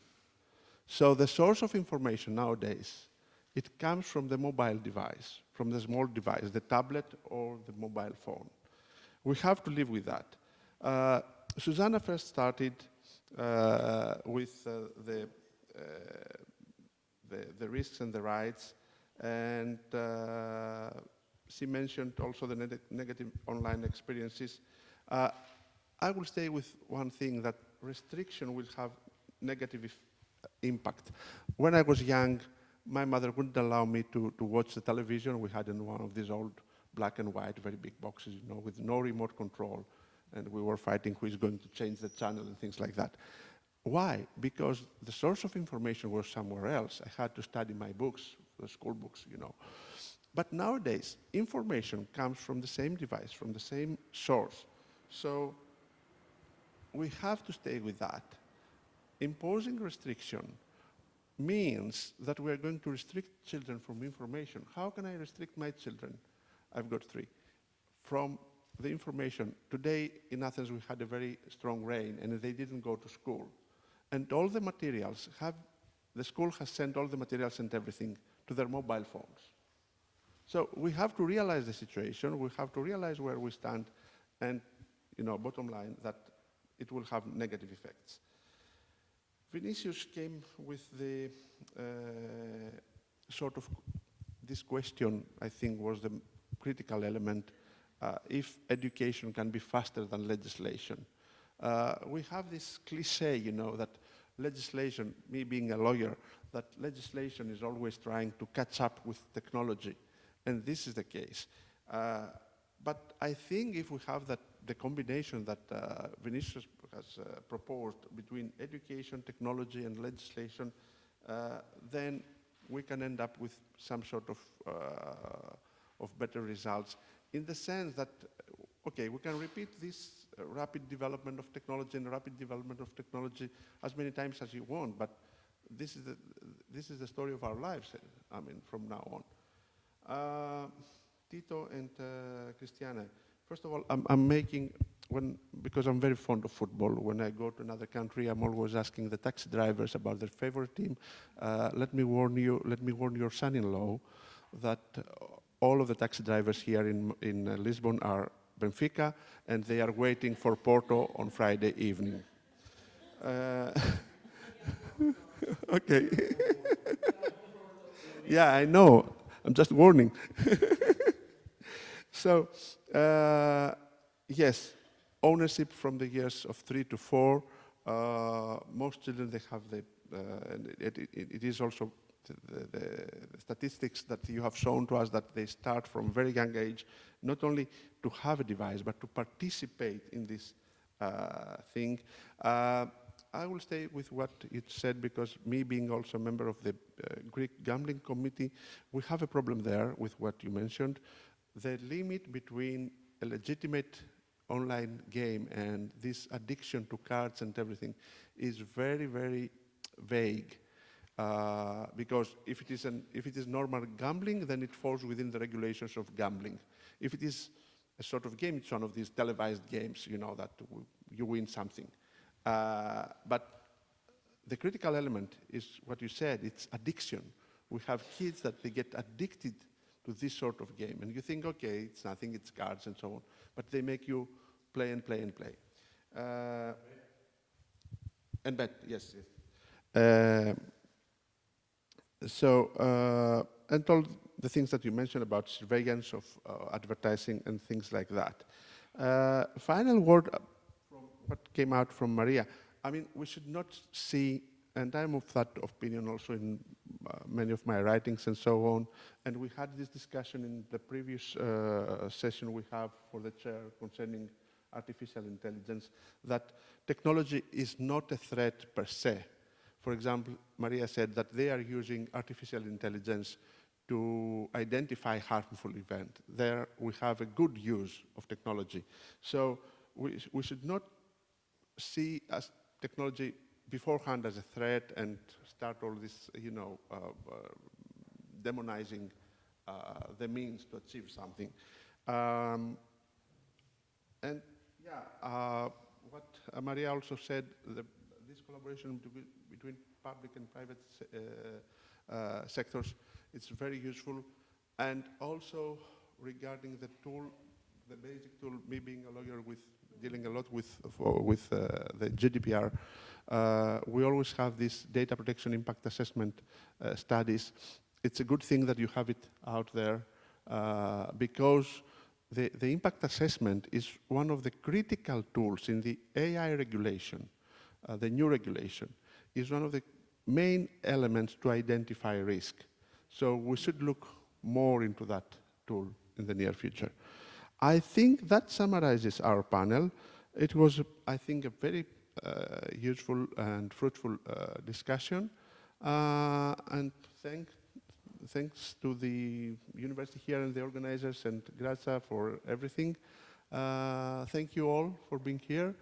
And I'll pass the word to the next, I think, what is the next event according to the program? I don't know. It's lunch. Okay, great. Okay, I won't hold you anymore. Okay, thank you all very much.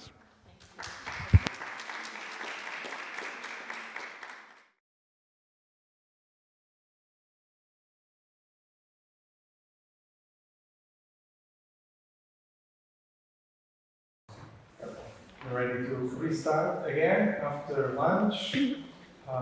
So, welcome back. Now we have our second panel, the first of the afternoon, on international and European perspectives. Can data protection law protect children online? For our moderation, we have Professor Vicenzo, and I'm very sorry if I'm butchering your surname, Zenokovic, the member of the South EU Google Data Governance Chair. I'm very sorry, Zenokovic is a full professor of comparative law in the Roma Tree University, where he teaches since 1999.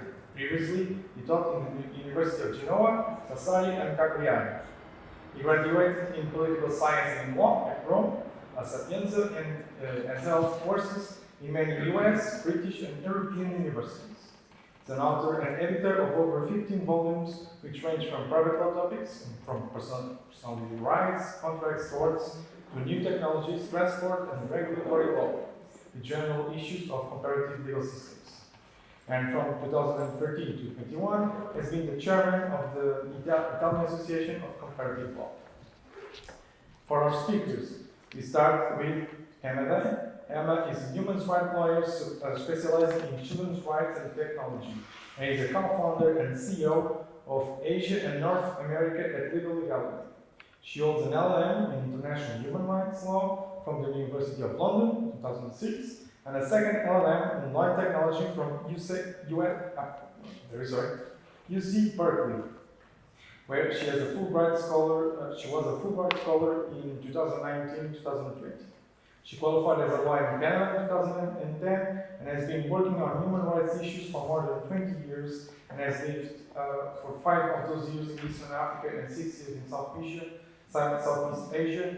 And currently she's based in Lisbon with a particular focus on maximizing the full spectrum of children's rights and human rights within technology governance frameworks and human rights due diligence.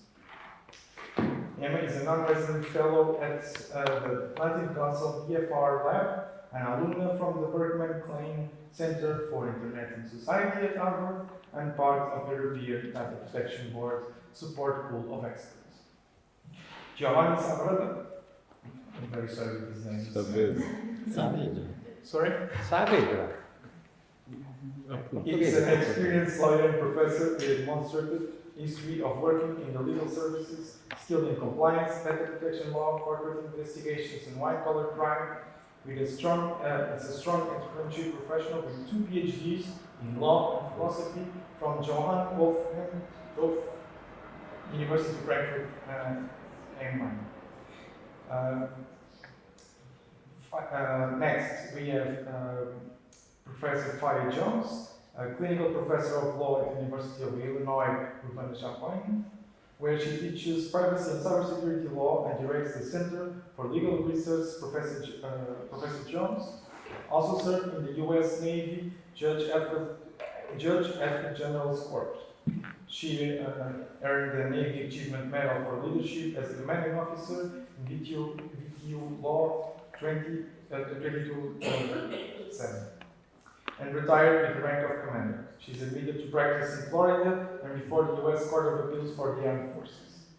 Finally, we have Odette Severino Soares, a senior social policy advisor in the Ministry of Labor, Solidarity and Social Security in Portugal, an expert in human rights and children's rights. Currently, she's a master's student in the Social and Innovation Law Master in Nova School of Law and an executive coordinator of the new Advanced Studies in Children's Rights program of Nova School of Law, beginning in September 2021. Vice Chair of the EU Council Social Working Party for the negotiation of the proposal of a recommendation on the European Child guarantees in the framework of the Portuguese EU Council presidency. Currently, she's an individual member of both international organization Child and the national organization Child Support Institute, IAS. I give you the floor.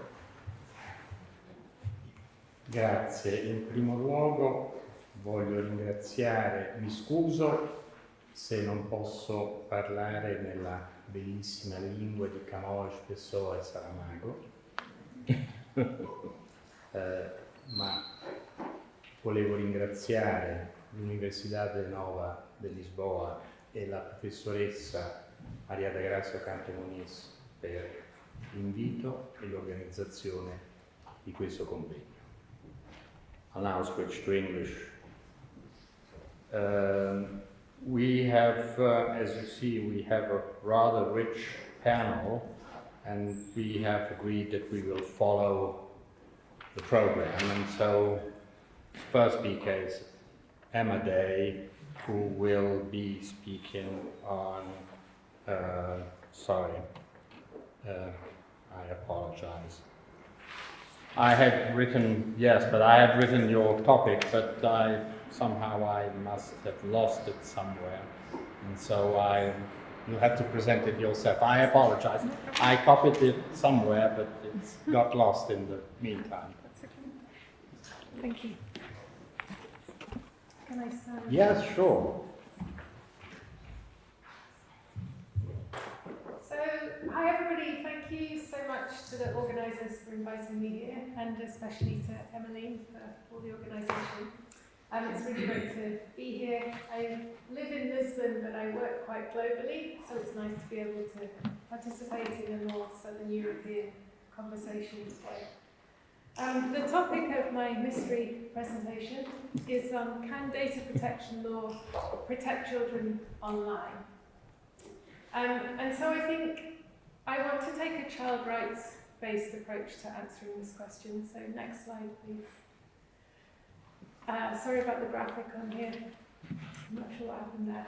So this says a child rights-based approach to protecting children online. So I think we need to think about what we mean by protection. From a child rights-based perspective, we want to protect all of children's rights. So we're not just thinking about safety of children and protecting them from harm, we're also thinking about protecting some of their positive rights to access information, to freedom of expression. Next slide, please. And so here are some of the rights which I think are applicable to data processing for children. These articles are from the UN Convention on the Rights of the Child. So I think often when we think of data protection, people think about privacy, and the general public understanding of privacy is, well, I have nothing to hide, therefore it's not really a problem. Whereas in fact, I think privacy is a kind of gateway right to many other different human rights. And so when we think about the implications of data processing, we're actually talking about human rights and children's rights and a very, very broad spectrum of topics. Next slide, please. So I think the starting point also has to be that why would we even process children's data if it's so risky to their rights? Then why not just stop it completely? But data has a tremendous benefit for children if it's used responsibly. It can help governments to make decisions that are better informed, that are evidence-based, and more equitable, and more likely to protect children's rights. Next, please. Yeah.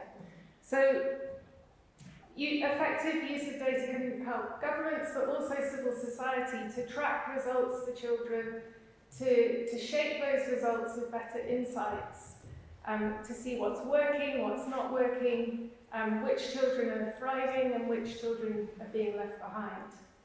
And data also powers the new technologies that are increasingly becoming a part of our present and future environments. So it powers social media platforms that many children love to use. They have a right to play, they're participating in civic society, they're making friends, they're using online games. Data is powering new virtual realities, augmented realities, allowing children to socialize in new and different ways, and also the new health tech, the technologies which are finding solutions to diseases, and education technology which can have benefits in classrooms. So we want to be able to join this train of development in technology that the world is currently on, to maximize the benefits, but also to make sure we have the proper guardrails in place, which is really the data protection laws. Next slide, please. So what's the purpose of data protection laws? So the main purpose is to be those guardrails, to maximize the benefits while protecting children, in this case, from potential harms that can be the flip side of data processing. So data protection laws set the rules and the parameters so that companies can innovate in a way that produces products and services that are both fun and safe and respectful of children's rights. So we need to tell companies what the rules are, and they can innovate within that space. I think we often hear this, what I would consider to be a myth, that regulation stifles innovation. But in no other area do we allow, say, take pharmaceuticals, we don't say just innovate in any way you like. We set rules for the society we want to live in. And if we don't set rules, then we will rely on capitalism to take the lead, and you will result in innovation with no boundaries at all. So the purpose of the regulations is to put some limits around that. So I'm going to talk about this in a moment. I was involved a couple of years ago now in drafting a UNICEF manifesto on good governance of children's data, which Tito, one of the previous speakers, was referring to. And this involved having a group of experts who wrote background papers, and we really got to thinking about what's so special about children's data that's different to adults' data. Why, in particular, do we need to focus on children as a special category? And we concluded that really children's data are not the same as adults' data for a number of reasons. And the underlying presumption is that children can't effectively advance and advocate on behalf of their own interests because of their age and their capacity. So first of all, childhood is a period of growth and experimentation. And children's choices and preferences shift and change over time as they explore their worlds and their identities. And privacy and protection of their identity and their information enables them to develop their personalities and experiment without there being a trail of data that follows them into adulthood and records all of those different experimentation times. Secondly, children are a group with limited autonomy, so depending on their age and their evolving capacity, they're less suited than adults to provide meaningful consent for their data collection and use. So even when children and those around them know that their data are being collected, they often don't have clarity about how these data are used, by whom, for what purposes, and they don't have a meaningful ability to respond to potential negative consequences of data use, particularly where those consequences would be in a future that they can't easily conceptualize. Children generally care about the collection and use of their data, but they feel they don't have a choice in decisions about how their data are collected and used. So there has been some research done, particularly Professor Sonia Livingston from the London School of Economics has done some research with children, asking them about their opinions about data processing and whether they care about their associated privacy rights. And children say they do care, and the younger children care mostly about interpersonal privacy. So they care about their parents finding things out about them, their friends, people they know. It's hard for them to think about potential exploitation by a company or by governments and what that might mean. But as children get older, they start to care more about what a company may be doing with their data and what a government may be doing with their data. So this slide, oh, the previous slide, please. So this slide is from a think tank in Finland called Sitra. So they were involved in the UNICEF manifesto as well. And this is an experiment they did just to illustrate what we're talking about. They carried out a 2-week study into the online data flow of 6 individuals in 2020. And the aim of the study was to find how much data is being collected from each individual and which third-party companies have access to the data. And the test subjects included a 16-year-old boy, a student, a politician, a journalist, company director, and a retiree. And this is a slide from the 16-year-old boy's phone. The 16-year-old boy's data were transmitted to 114 companies and a total of 44 advertising companies. The largest amount of data of all of the study subjects, so more than the company director, the retiree, anybody else, came from the 16-year-old boy.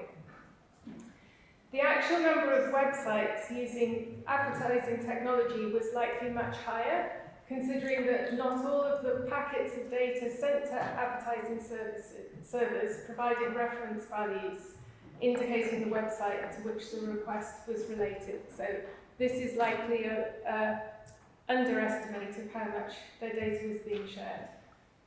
The type of data collected about the boy included profile data, phone configuration, information on the phone's application store, browser settings, location history, stored locations, YouTube searches, viewing history, and other related data from his Gmail account. And the test subjects sent a query to other service providers to ask what data were being collected about them and how they were being profiled, which, as you may know, is a right afforded by the GDPR. But the companies did not respond, so this right was not realised. So this is a very small scale study, but it's just to illustrate the immense volume of data points collected on children, and also the monetary value placed on children's data, in particular by advertising agencies. And next slide, please. So this is the UNICEF Data Governance Manifesto. And so what we tried to look at was what are the harms then that can be caused by data processing to children. And we identified 8 categories. So we found, and these are the 8 categories, I won't read all of them out, but we found that there was increasingly a surveillance culture of children. And this includes surveillance by companies and also by governments, which can have a chilling effect on children at a key developmental stage. And the permanence of data can have a negative impact on their future. The lack of clear regulations, standards, and limits on how children's data are managed, including commercialization of these data, can create short-term and long-term risks.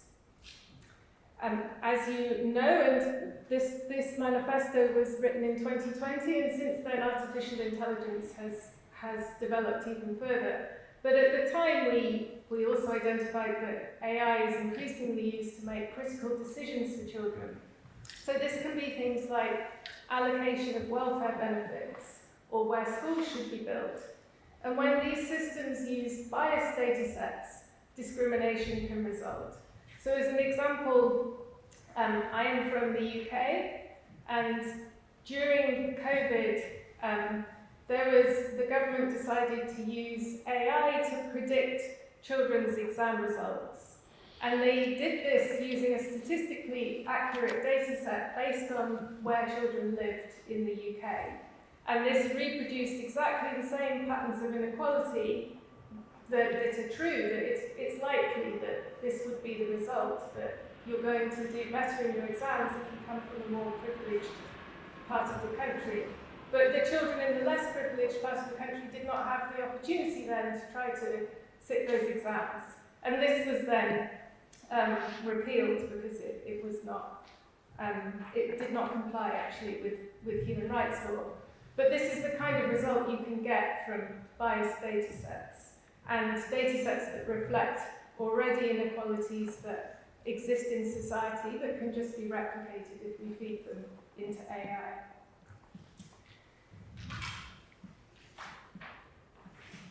So data can also be used to manipulate children's behaviour. So governments and social media platforms increasingly deploy micro-targeting to shape children's belief on issues such as gender or political participation. And children are highly susceptible to these techniques. And if it's used for harmful goals, this can be unethical and undermine children's access to information and freedom of expression. There is also emerging tensions between rights which can seem to conflict. So, for example, rights to protection or safety and rights to privacy. And it can be difficult to reconcile these issues. And I think some of the earlier speakers mentioned that age verification is a hot topic in this debate, how to balance these rights. How can we protect children's data more than adults' data if we don't know it's a child online? But how can we know it's a child if we don't then process even more data to find out if it's a child? And this is a tension that doesn't have a clear answer currently. And there are other debates around whether or not we should encrypt messages to protect people's data and to protect people's privacy in private messaging apps, or whether we should somehow weaken that encryption to allow for scanning of child sex abuse materials, which I think was also mentioned earlier. So there are many tensions around data processing for children which did not exist before technology was such a large part of our lives. Children's rights didn't come into conflict with privacy rights in the same way that they do now in the online environment. So because children also use or are impacted by most forms of technology, almost all data governance really affects children. So this means children's rights should be a specific and central element of all international, regional and national legislation related to data governance. Next slide, please. So in some countries you will see now that there are children's codes.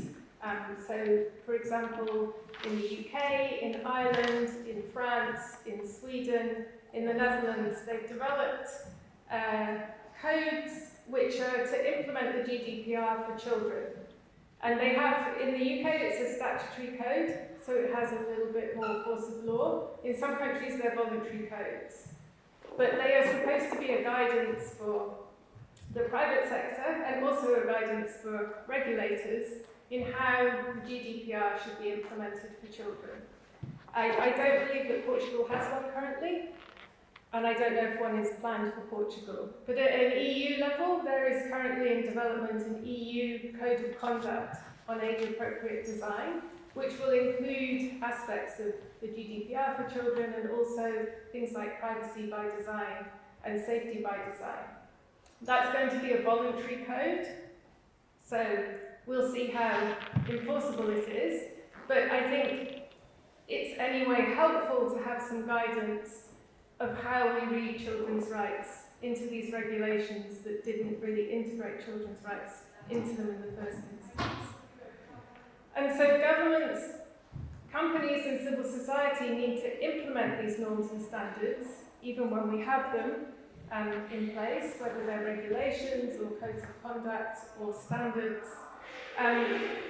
Currently, we find across Europe, certainly, most data protection authorities are quite under-resourced in terms of financial and human resources, and have a massive responsibility to oversee all kinds of technology, which is really a difficult task. And currently the onus is very much on children themselves and their advocates to show that their data rights have been breached. And so it would be nice to see that somehow reversed, so the responsibility is shifted more to companies and governments to ensure that they're not breaching children's rights. And one aspect which could be greatly improved is company practices. And so you may have heard of the UN Guiding Principles on Business and Human Rights, which are a set of principles related to how companies are responsible for not breaching human rights in their business practices. And part of this involves companies carrying out human rights due diligence. So already companies should be carrying out data protection impact assessments under data protection laws, but the UN Guiding Principles suggest this should be wider and you should do a human rights impact assessment, because really, as we've seen, data protection is about human rights, and we need to consider all of the human rights that are impacted by technologies at the point of designing them and before they're deployed on the public. There is a project currently by the Office of the High Commissioner for Human Rights called BTEC, where they are producing guidance of how these UN Guiding Principles apply to the digital environment. And there's a special briefing that I just wrote, which will be published very soon, about how children's rights fit into that in the digital environment. It's called BTEC online. I can share a link afterwards if anyone is interested in that. Next slide, please. So, I could talk about this for hours, but I'm going to try to wrap up quickly. So this is another publication that was published just earlier this year that I was involved in with the Atlantic Council. And there is an annex to this publication on children's rights. It's a shame that it's an annex, but the whole publication was about trust and safety on the internet. So I think that the way we talk about data protection and human rights, but the private sector really talks more about trust and safety, and that's their heading for the bucket of interest that we're talking about here. So this project was about how to improve trust and safety across a number of areas. And this annex is about children's rights, and really some of the main points are to shift the focus from just talking about safety to talking about child rights in general and taking a rights-based approach that's a little bit more holistic, and to involving children. Listen to children, involve them in policy making, talk to them about what their concerns are, and for trying to keep up, for regulations trying to keep up with these new emerging technologies. I will end it there, but I'm happy for anyone who wants to discuss this further, please reach out to me. Next slide, please. My contact details are there, and I'm always happy to discuss this topic, so thank you.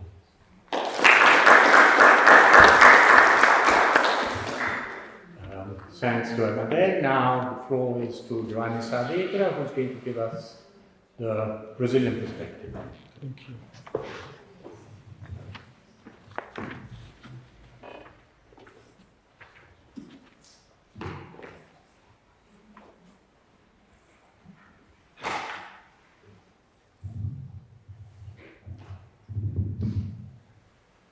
I must confess I am my slides. They are boring.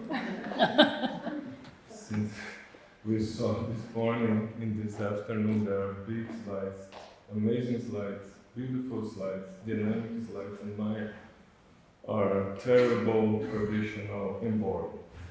But I hope my presentation will not that boring. So you could put another slide, and that's my slide. Only that. Sorry. I don't know if that's because I did my PhD in German, but okay. So I would like to begin thanking Professor Francisco Coutinho, Professor Graça Moniz, for the invitation to speak at this event. I would like also to greet my fellow colleagues at the panel, Professor Imadei, Professor Pereira Jones, Odete Saverino, Soares, okay. I destroyed the microphone. Please. And Professor Vincenzo. And I want to talk with you about the vision, the perspective from the Brazilian regulation. The Brazilian legal system has adopted as its guiding principle the doctrine of integral protection, according to which every child and adolescent is deserving of their own special rights that due to their specific condition as people in development are in need of specialized and differentiated and integral protection.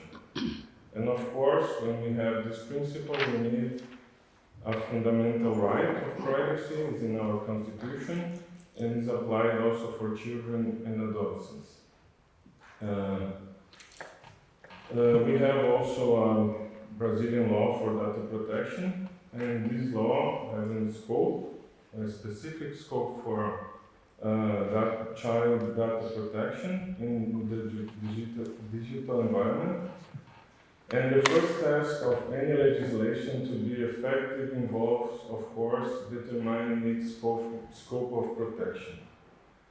In the specific case of the protection of children's data, this becomes especially important, since without specification, the tendency of our legislation would be to adopt a more modern view that's focused on the individual and the action of the individual. In other words, without an adequate limitation, the tendency of the legislation would be to focus only on the data that are consciously shared by children, which of course it would be a narrow understanding and of course a capital mistake.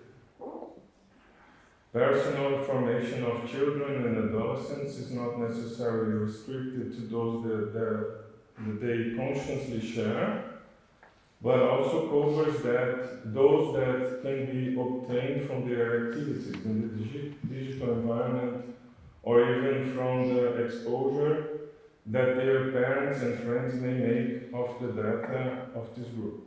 So I have a lot of examples because I have 3 kids. 2 with 8 years old and 1 with 10 years old, and we speak with other parents, and they study in a school where children must have an iPad.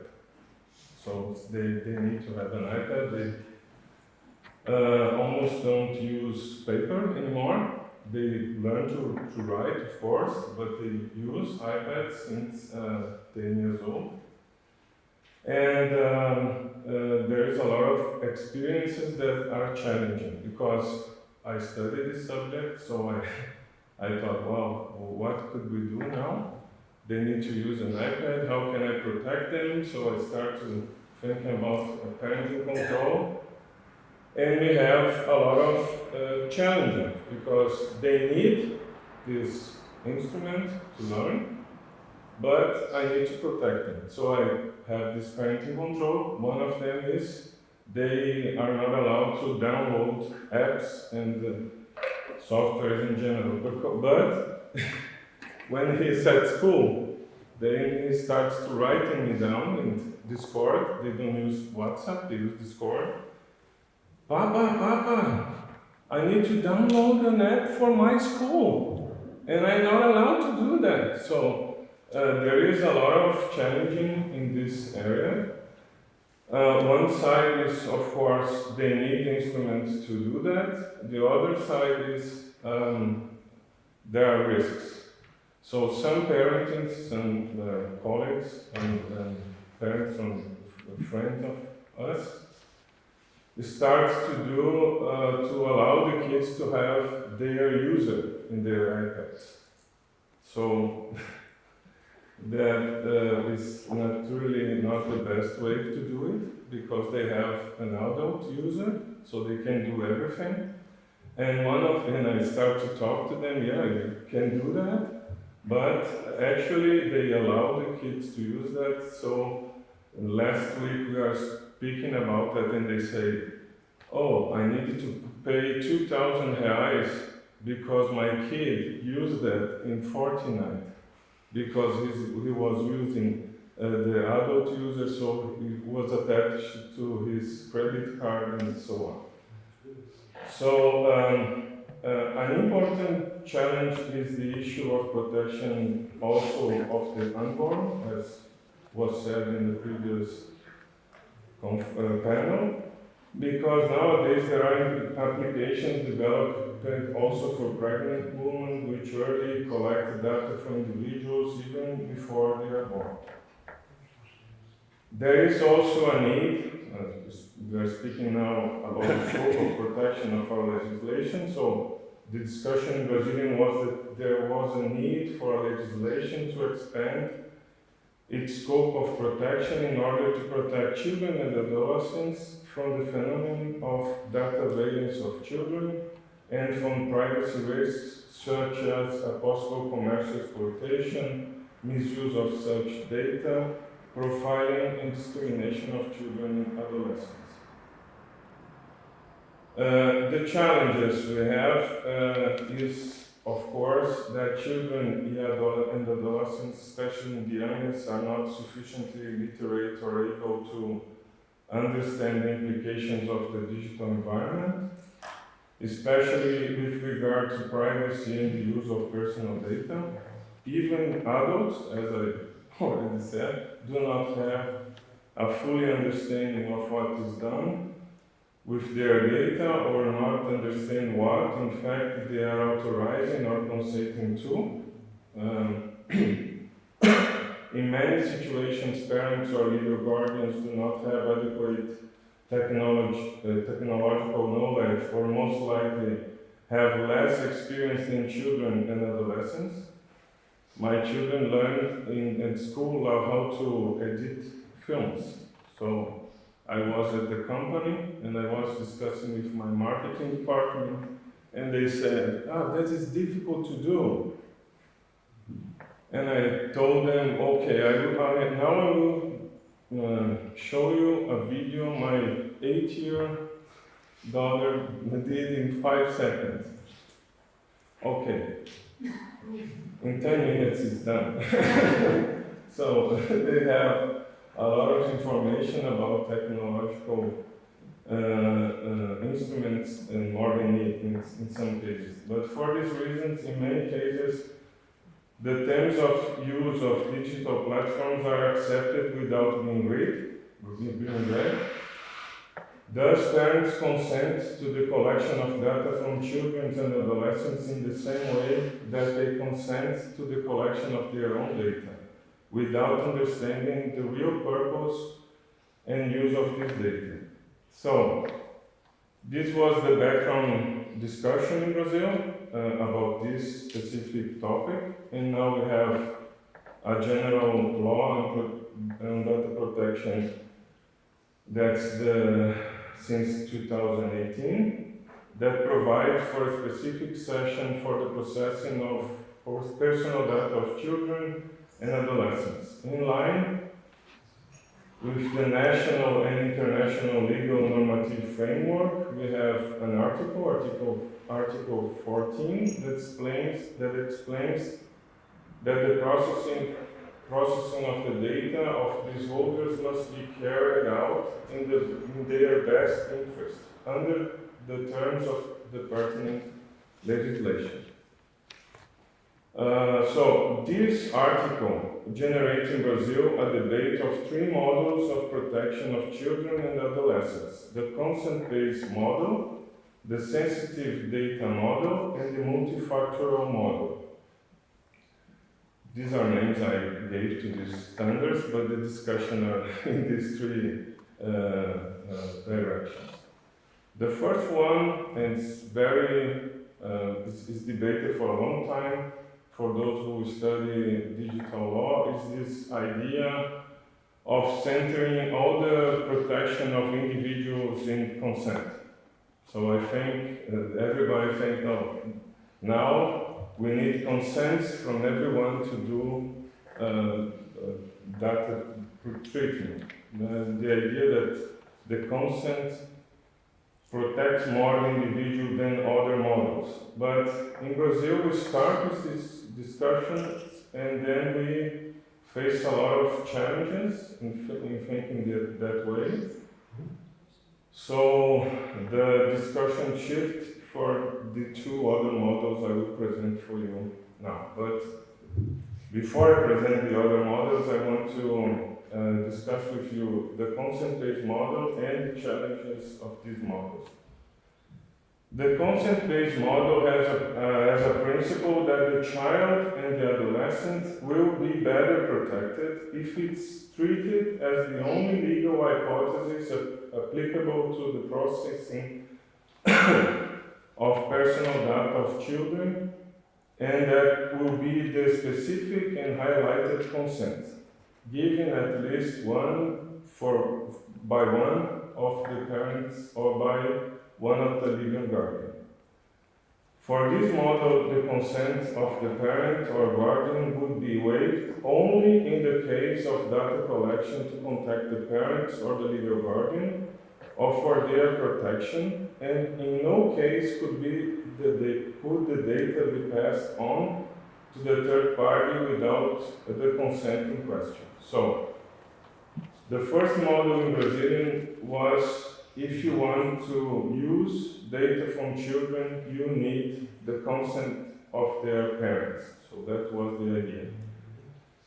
This model understands that consent attributes an extra level of protection to the processing of personal data of these holders who lack special protection and care due to their lack of physical and mental maturity. So that was the idea. But then we faced a lot of challenges. So I named these challenges here for the purpose of my speech. The first one would be illusory control. I'm not sure if my names are perfect in English, but I imagine that is understandable. But illusory control, that means the idea that the concentration of all children protection in obtaining consent can provoke an illusory idea of control, given the asymmetry of information between controllers and holders, as can be seen, for example, in relation to privacy policies, which are often not easy to understand by the population and sometimes are not even read. The second challenge is the excessive burden. This is another name I created. I hope is understandable.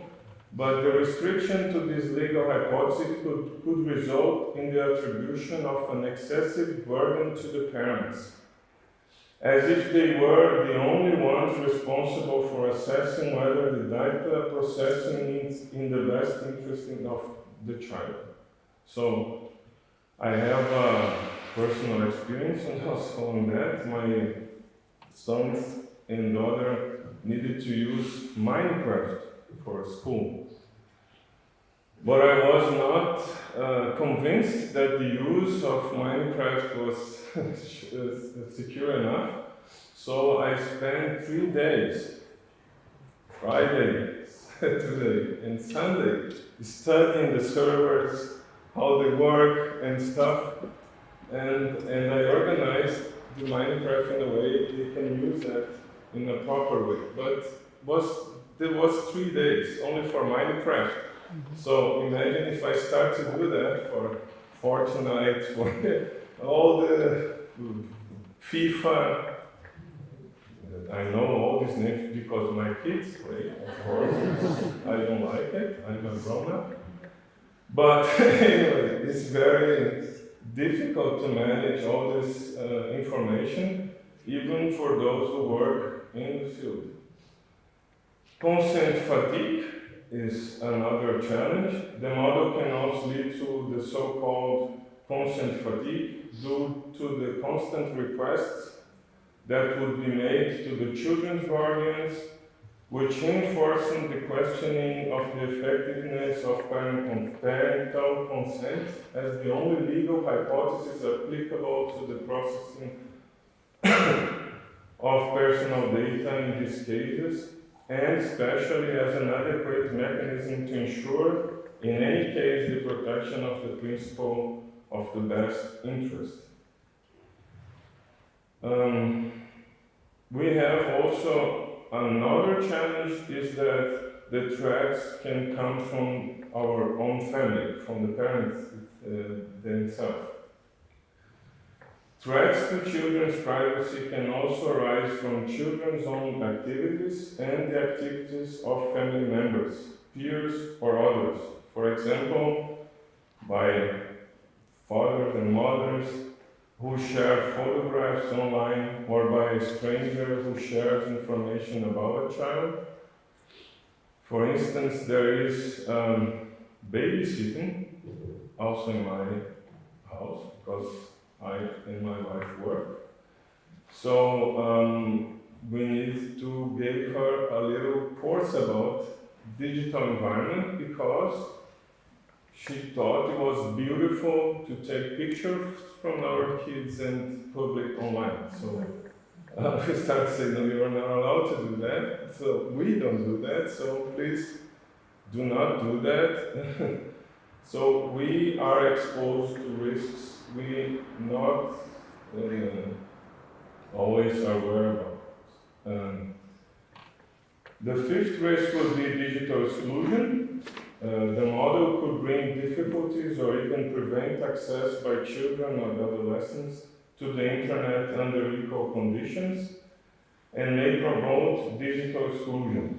That's a fact I see in the school of my kids. There are parents that are very rigid and say you can't use anything. You are not allowed to use anything, nothing, even watch television. So that's one model. I'm not saying it's right or wrong, but the effect for the children is that normally they come to our house and want to play with my kids. And so I need to speak with them and say, I know your father and your mother, and they don't allow it, so I'm not okay that you come here and do that. They will be angry at me, so we need to speak with them. Oh, but my father, my mother don't let me do that. So in the school, they discuss about the game they played last night, and he is the only one who don't play it. So he can't be part of the discussion. So one hand we have risks, the other hand, of course, I'm playing about the game, but we can have also challenges in access. For instance, as I said, my son was in school, we needed an app for doing a homework, and was not allowed to download because of the parental control. So we have a lot of problems. It's very complex for us to solve the protection of kids with consent models. The sixth challenge I see is the state omission. It's of course very comfortable for the state to say that's responsible of the individual. He needs to consent or not. So narrow interpretations that limit children's data protection to mean consent for data processes free states, companies, and other organizations from responsibility for detrimental use of personal data and privacy violations. There is a power imbalance between data collectors' push to capture great amounts of data and the capacity of families and children to protect themselves in an increasingly complex digital world. Then we have the so-called children's rights by design. The exclusive model of consensus focuses excessively on the individual and prevents a more institutional understanding of protection of children, such as the duty to implement children's rights by design. There is the adoption of standards in digital environments that consider from the beginning of the creation of products and services the development needs of children and adolescents in order to enable greater protection of the personal data of these holders. So that are the reasons because we abandoned the consent model, and we had a second model that seeks to overcome the limitations of the consent-based model by extending authorization of data processing of children and adolescents to all legal bases of Brazilian law of personal data applicable to sensitive personal data, which are provided for in Article 11.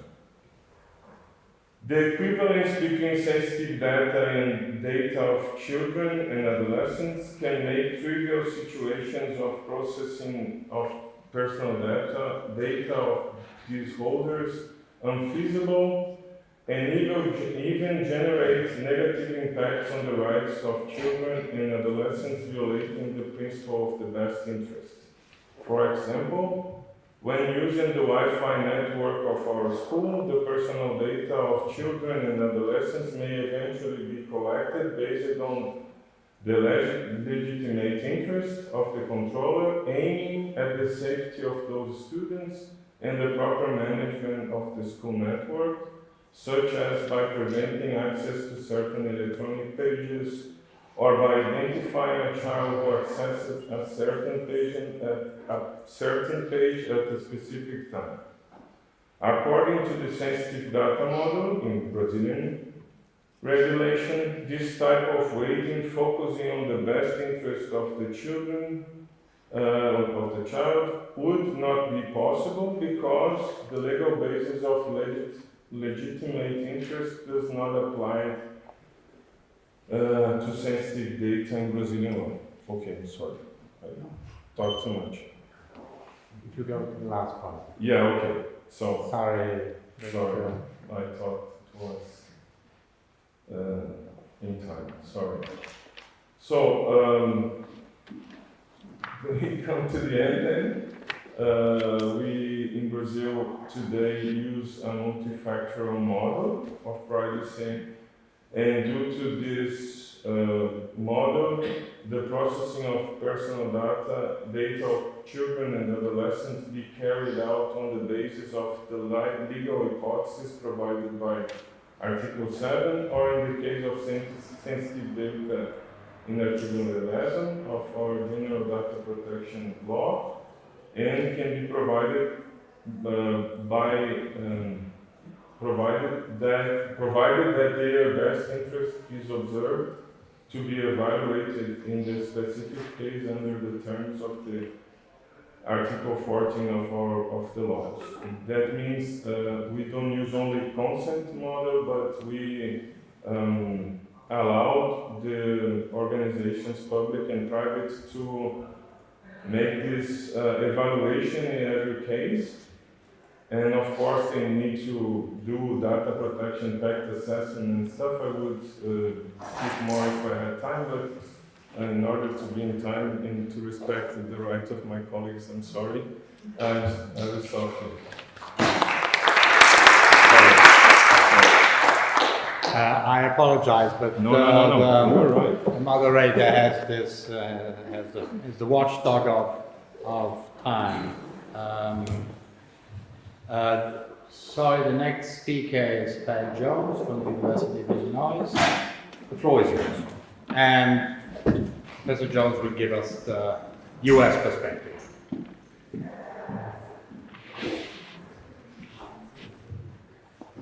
I'm going to hit my timer, just as I do with my law students, so that I don't go over my time.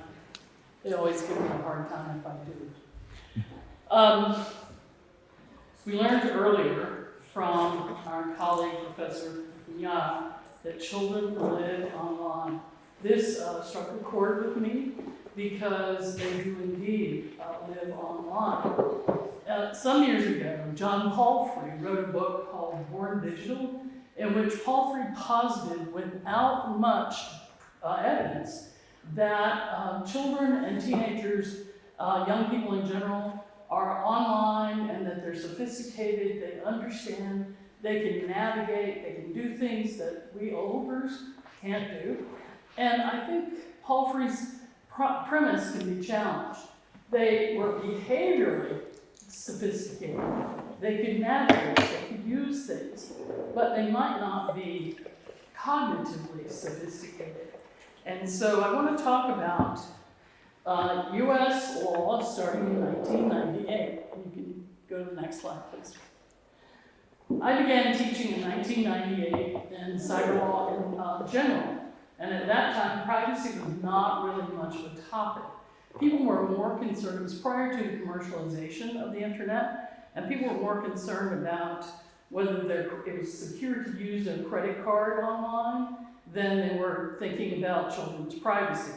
Nevertheless, in 1998, the Children's Online Privacy Protection Law was passed in the United States, and because we don't have a GDPR-like rights scheme, and we're capitalist really based, we will look at things as sectorally to create legislation. So there are rules for financial data, there are rules under that for banks, there are different kinds of areas of law, lots of proliferation of law. But we typically will do that about a sector of the economy, or we will make legislation based on the status of the individual. So we look at children as consumers, and they're covered under the Children's Online Privacy Protection Act, and we look at them as students.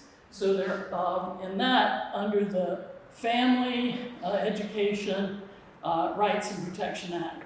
And there's a multi-level here about how legislation is implemented in the United States. So typically, Congress or a state legislature will pass a law, and in that law, they will delegate authority to a regulatory body who will then make regulations. And then there may also be, at the federal level especially, class acts, where class actions where big groups of people sue for a particular thing, or individual litigation.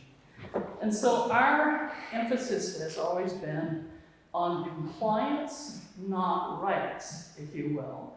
And while we did have an early start on the Children's Online Privacy Protection Act, we might say that, to quote the talking heads, same as it ever was, companies still want to monetize the data that they collect and to use that to advertise, to sell more products and services, and so that has held through.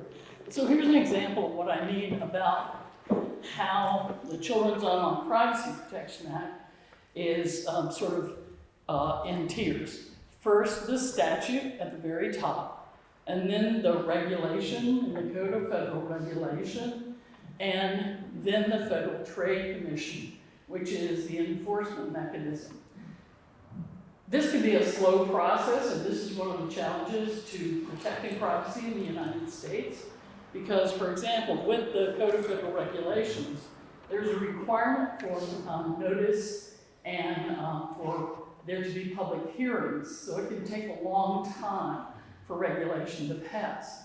There can be emergency regulation, but it can only extend for a certain amount of time, and it has to go through, it can be used temporarily, but but then it has to go through notice and comment period before it becomes final regulation. When it does get to the Federal Trade Commission, next slide please, they have extraordinary power to enforce regulations and to punish bad actors.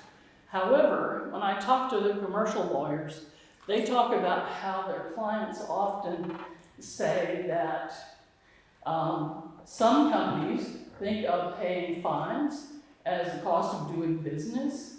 And so even if you look at the numbers of these slides, which I apologize, this slide is quite light, there is a $420 million fine against Fortnite games in 2022. And then the other fines are really usually around 500,000 or 5 million and less for other kinds of things. But next slide, please. When I said that the FTC has extraordinary powers, this is what is really their nuclear option.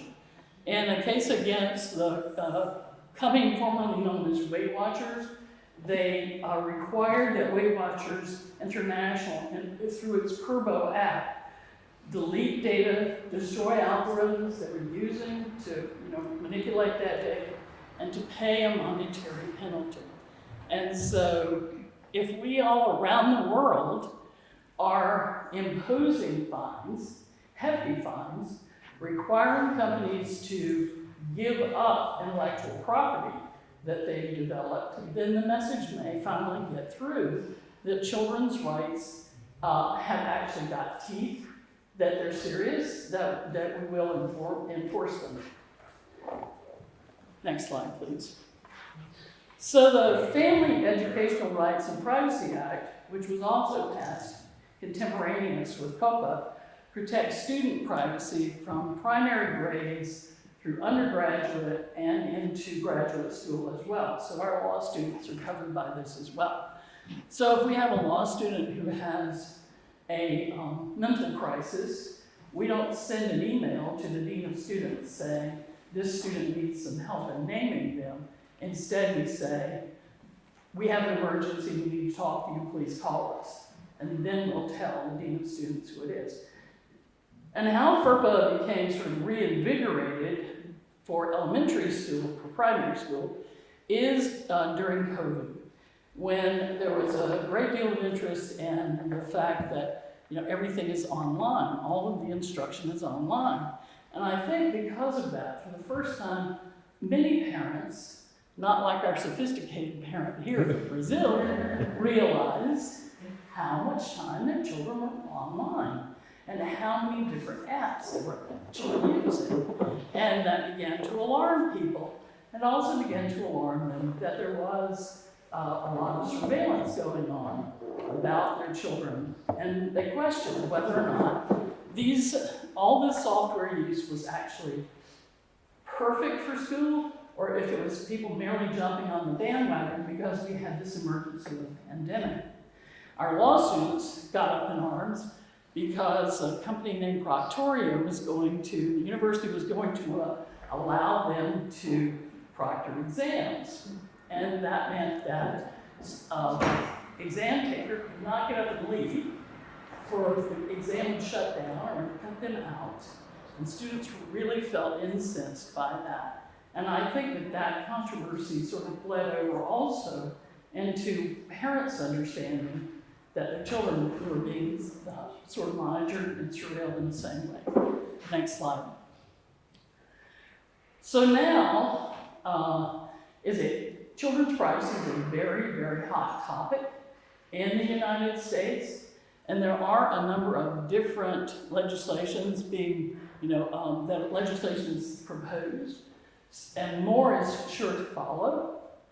I've been asked whether or not we are likely to pass a GDPR-like federal statute, and I think that depends on a number of different things. One of them, frankly, is politics. If in 2024 the Democrats have the majority of the presidency, the House, and the Senate, then I think it's likely that there might be a federal privacy statute that protects adults and children. On the other hand, if that's not what happens, then I think that lip service will be given to children's privacy, but no real new legislation will be offered. The President, however, has mentioned in his State of the Union address and in various other press conferences that it's time for us to pass children's privacy protection. And so there is a lot of interest, but it's not an easy thing to really decide. Next slide. One of the reasons is because we conceive of law and statutes in particular as being something that is a floor or a ceiling. So if it's a floor, it's a foundational piece of legislation that the federal government then allows the states to pass more strict legislation about. So it sets a floor and states can go above it. On the other hand, if it's a ceiling, the federal government has preempted that area of legislation. States are not free to pass their legislation, their own legislation. This, by the way, is right outside my office, and I took that photo, so I'm not claiming to be copyrighted. But someone else raised copyright earlier. Next slide. So the Electronic Frontier Foundation, a privacy advocacy group, has called COPA a floor, not a ceiling, arguing that states can pass their own privacy laws. And in fact, next slide,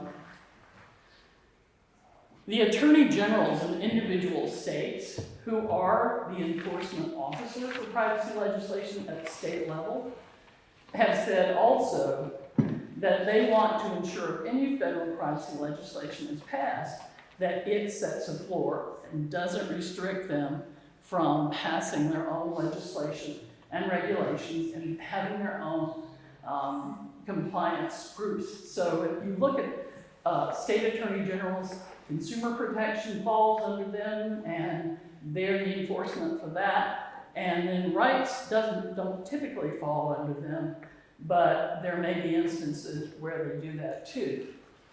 Next slide. If you want to follow what's happening in US legislation, some of the most useful information is from big law firms. This from Cush Blackwell is a very quickly updated privacy law tracker for children's rights.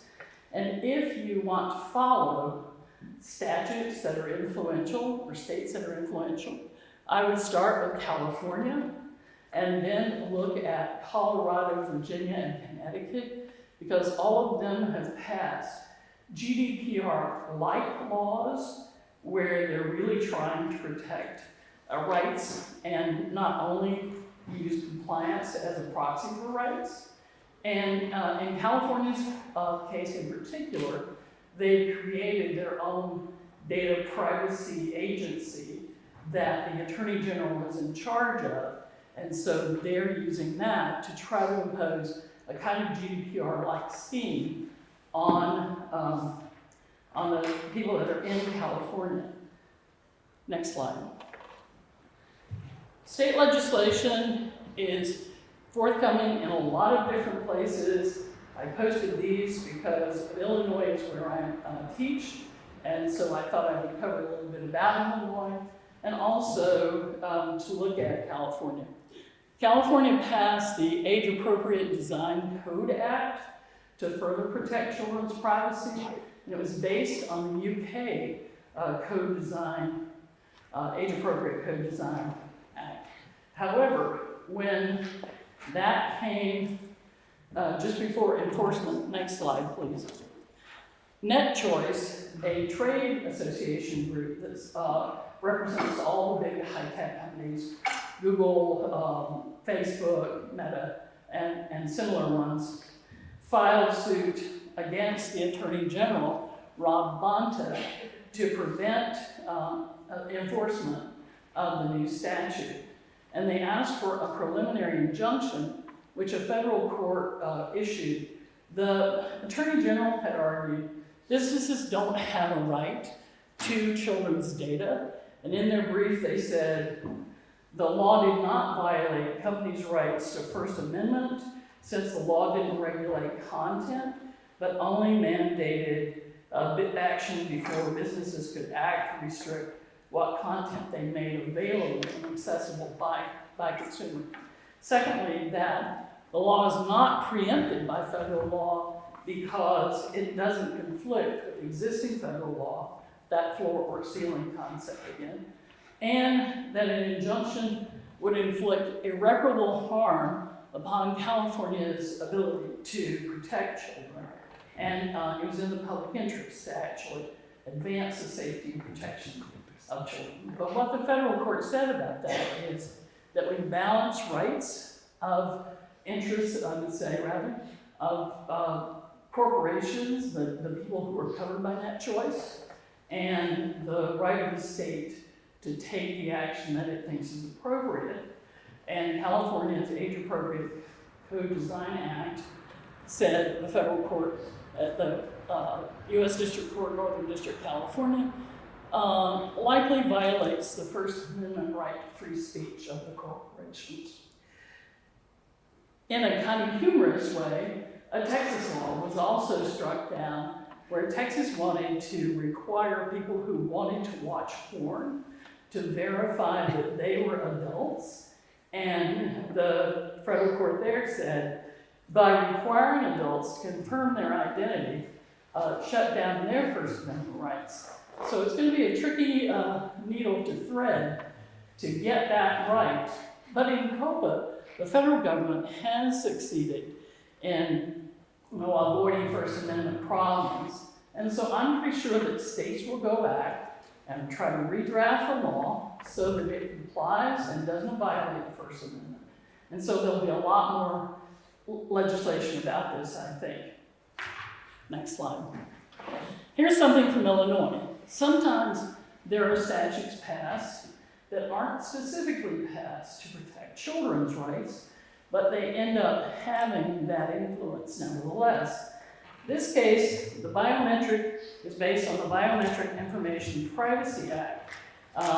And what happened in this case is that, or what happened with this legislation is that unions are very strong in Illinois, and the legislature was thinking that biometrics were going to be the next big technological advance. And so they were thinking about letting big hotels in downtown Chicago use biometrics, thumbprints or eye scans or something, to clock workers in to work. Well, that would have really cut down on the flexibility of people at work, and so the unions really opposed that. So Illinois has the Biometric Privacy Act, and something unique about that act is that it not only protects workers' privacy, it also protects everyone's privacy by creating a private right of action, so that a great deal of litigations occurred under BIPA. And in this case, Rosenbach v. Six Flags Entertainment Corporation from 2019. In this case, a mother bought her son a season pass to use the amusement park at Six Flags. And what Six Flags was doing with the license, or the sort of wristband, was that they tracked where the child went in the park, what rides they rode repeatedly, what they bought, what they ate and drank, and what souvenirs they liked most. And so the mother was successful in suing the company, who later settled to stop the action from going further, because they were likely to get really walloped with a giant fine. And so BIPA has become something that is used outside of Illinois, but in California, for example, in class action, and in other places. Next slide. I wanted to include the Delaware Personal Privacy Act, which just passed just before I got to come to this conference. I want to thank Evelyn for last-minute changes by a speaker who needed to add something. I wanted to mention Delaware especially, because while it's a tiny state, it punches above its weight in terms of corporation control. Delaware has very effective rules for incorporation, so most US major corporations are incorporated in Delaware, and for Delaware to have that kind of a revenue base and to still pass a privacy law like this means that privacy is indeed on the move in the United States. Next slide, please. So we have what has been described now as a patchwork quilt of laws. They all have something in common. They're all constructed the same way. They all have a frame of what that legislation is about and how the regulation will be implemented. It's very common to have a cure period where corporations can try to meet the law before the regulations become effective. But within each sort of individual section of the quilt, you have different variations. That makes it difficult to actually comply with that network of different kinds of levels of regulation. And so what big law firms are advising their clients to do is try to comply with the toughest and then say that you acted in good faith in complying with others. And so that's where GDPR really comes into play in compliance. Final slide. Okay, so we've got federal legislation being proposed, and we have a lot of opposition and a lot of support. Some of the support comes from groups that seem to be AstroTurf, not generally parents' rights groups, that may actually be funded by the corporations. So we don't know actually about that. And we've already talked about federal court injunctions on First Amendment grounds. More state legislation and regulation, I think, is sure to follow, and there'll be new types of protections that I've listed here on the slide. So what do I think the solution actually is? The question that was proposed to me about this topic was, can data protection law protect children online? And I have to say, I don't think the law can do it alone.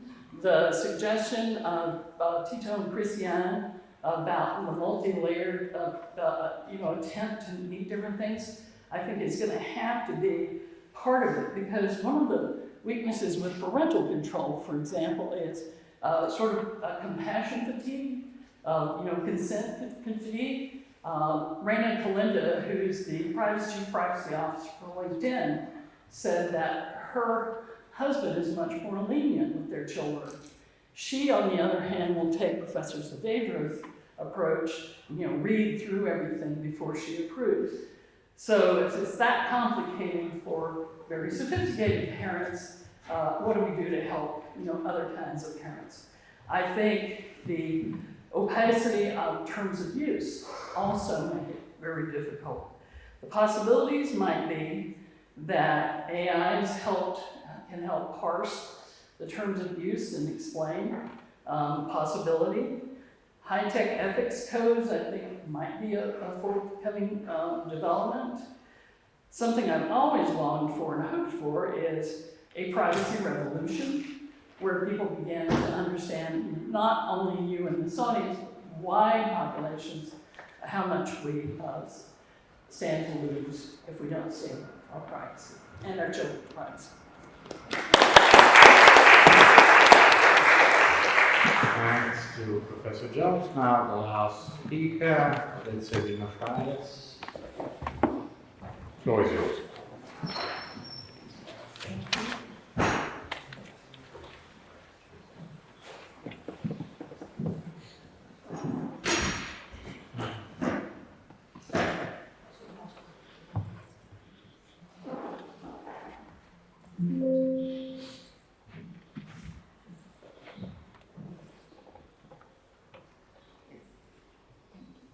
Thank you.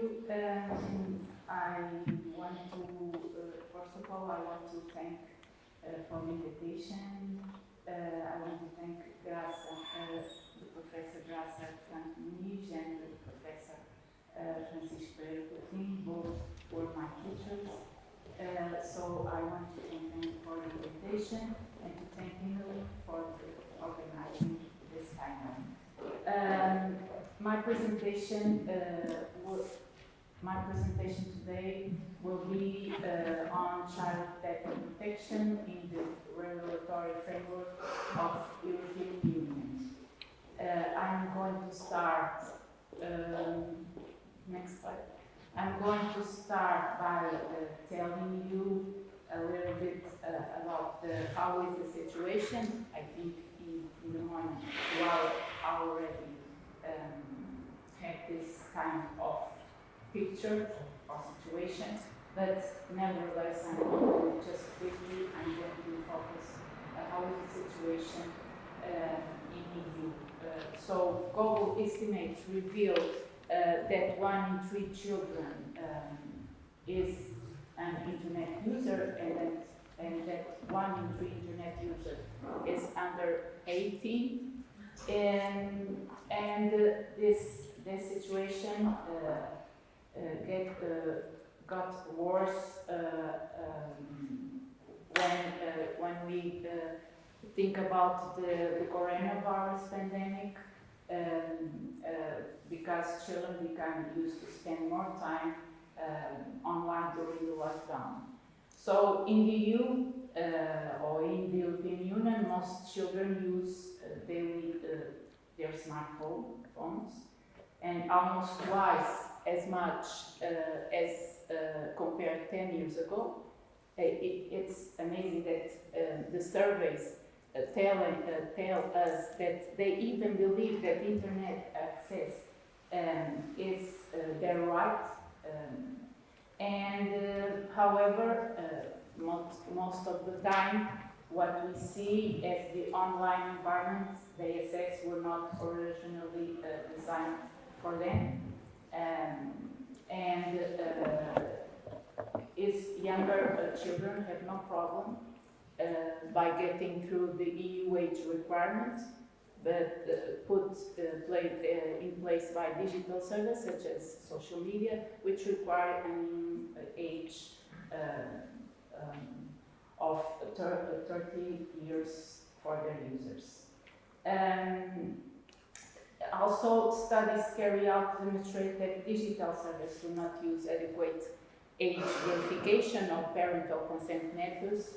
And the situation, however, I think, and following the news, I think the situation is becoming a bit damaging for digital service in terms of reputation, but also in terms of fines. For example, in 2022, the Irish Data Protection Authority has adopted a decision regarding Instagram and has issued a record general data protection regulation fine of 405 million euros. So I think for digital service, the situation are becoming a bit more damaging, failing this kind of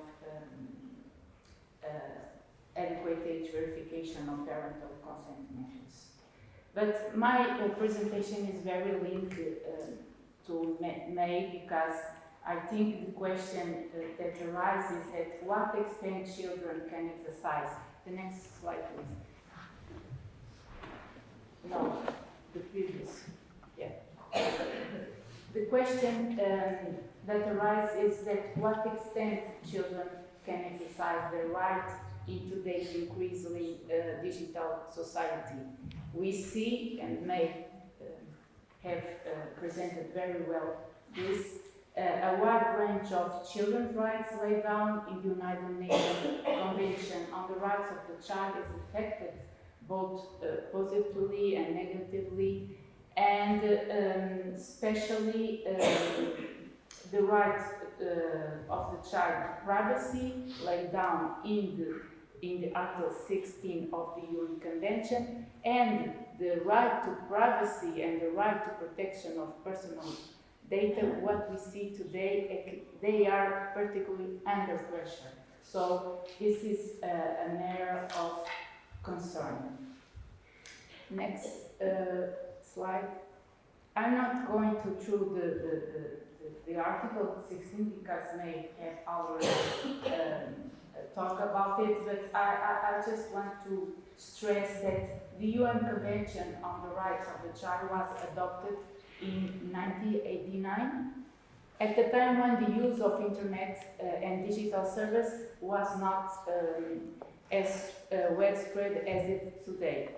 And this is led the adoption of a new general comment, the G25, in 2021 on children's rights in relation to digital environment. I talk about this because I think for the approach that May already told us, and that I believe it's the right one, this general comments is very important to achieve this goal. And the committee of the Rights of the Child explains how state parties should implement the convention in relation to digital environment and provides guidance to relevant legislative policy and other measures to ensure full compliance with their obligations under the convention and the option protocol. So I think this is should be in mind. This general comment should be very widespread because there are very important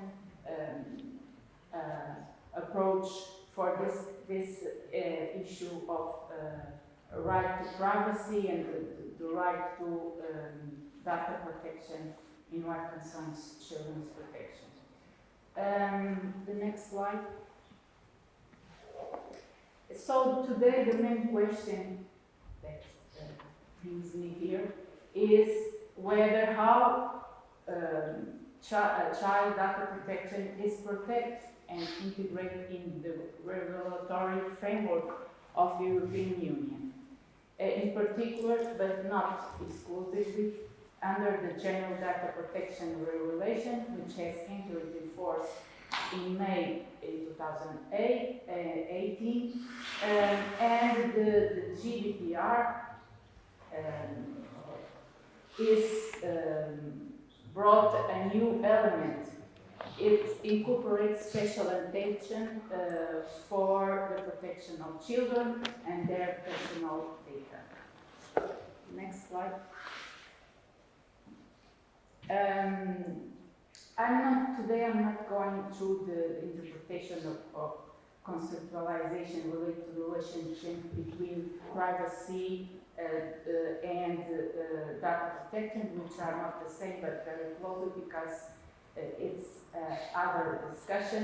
So, in what concerns protection of the rights of the child, the European Union provides for the protection of both the right to privacy and the right to data protection through its primary and secondary legislation. Next. So, in its primary legislation, we have Article 16 of the Treaty of the Function of the EU that provides that everyone has the right to the protection of personal data concerning them. And Article 6, Part 3 of the Treaty of the European Union states that fundamental rights as guaranteed by the European Convention for the Protection of Human Rights and Fundamental Freedoms shall constitute general principles of the Union's law, which also includes the right to data protection as recognized through the interpretation of the European Court of Human Rights. Also, Article 7 of the Charter of the Fundamental Rights of the European Union, it provides for the protection of privacy and states that everyone has the right to respect for his or private and family life, home, and communications. Next slide. Also, Article 8 of the Charter recognizes the particular right to data protection by providing that everyone has the right the protection of personal data concerning him or her. Such data must be processed fairly for a specified purpose and on the basis of the consent of the person concerned or some other base laid down by the law. And in what concerns children, Article 45 of the Charter acknowledge explicitly the rights of the child and states in particular that children shall have the right to such protection and care as is necessary for their well-being. Also, Article 24 of the Charter emphasizes in all actions relating to children, whether taken by public authorities or private institutions, the child's best interest must be primary consideration. This article is based on Article 3 of the UN Convention, and so I think when I refer the General Comment 25 in the beginning, I think it should be in our mind when we talk about children's rights and related to the right of privacy and the right to data protection. Next, please. So, in what concerns the secondary legislation of the European Union, we have the General Data Protection Regulation.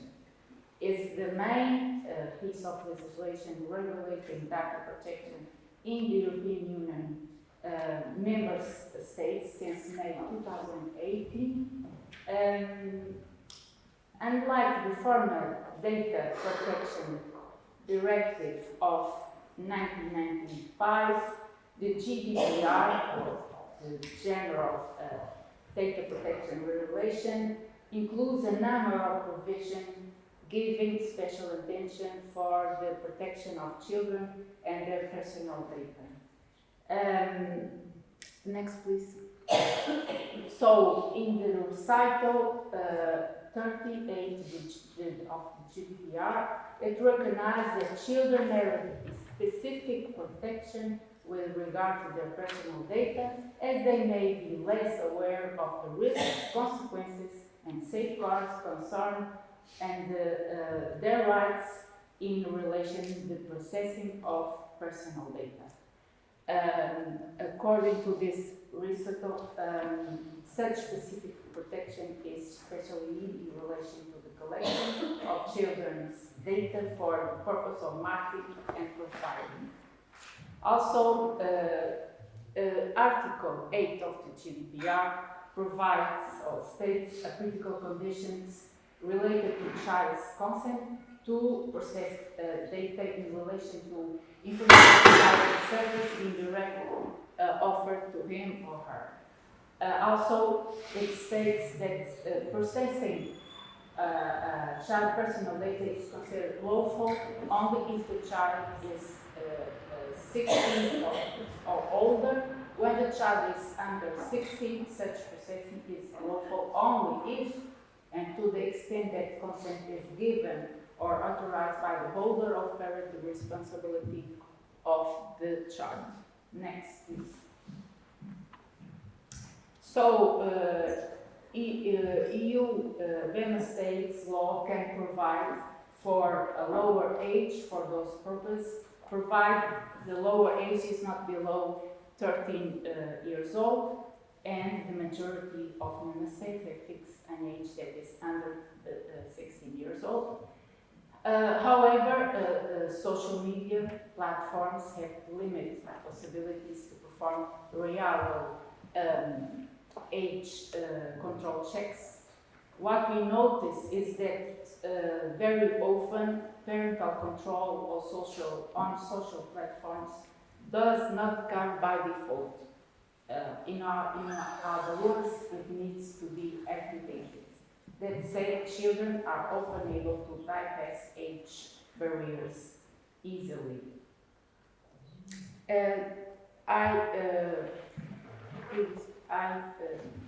I took that picture about the ages in the EU member state from Ghent University that is very, very active in this area of data protection. So the next slide, please. So when it happens, according to para 2 of the Article 8, the data controller must undertake reasonable efforts to verify the parental consent, taking into consideration available technology. So, but there is, in the GDPR, there is no further guidance as to what might constitute an acceptable method of obtaining verifiable parental consent. The next slide, please.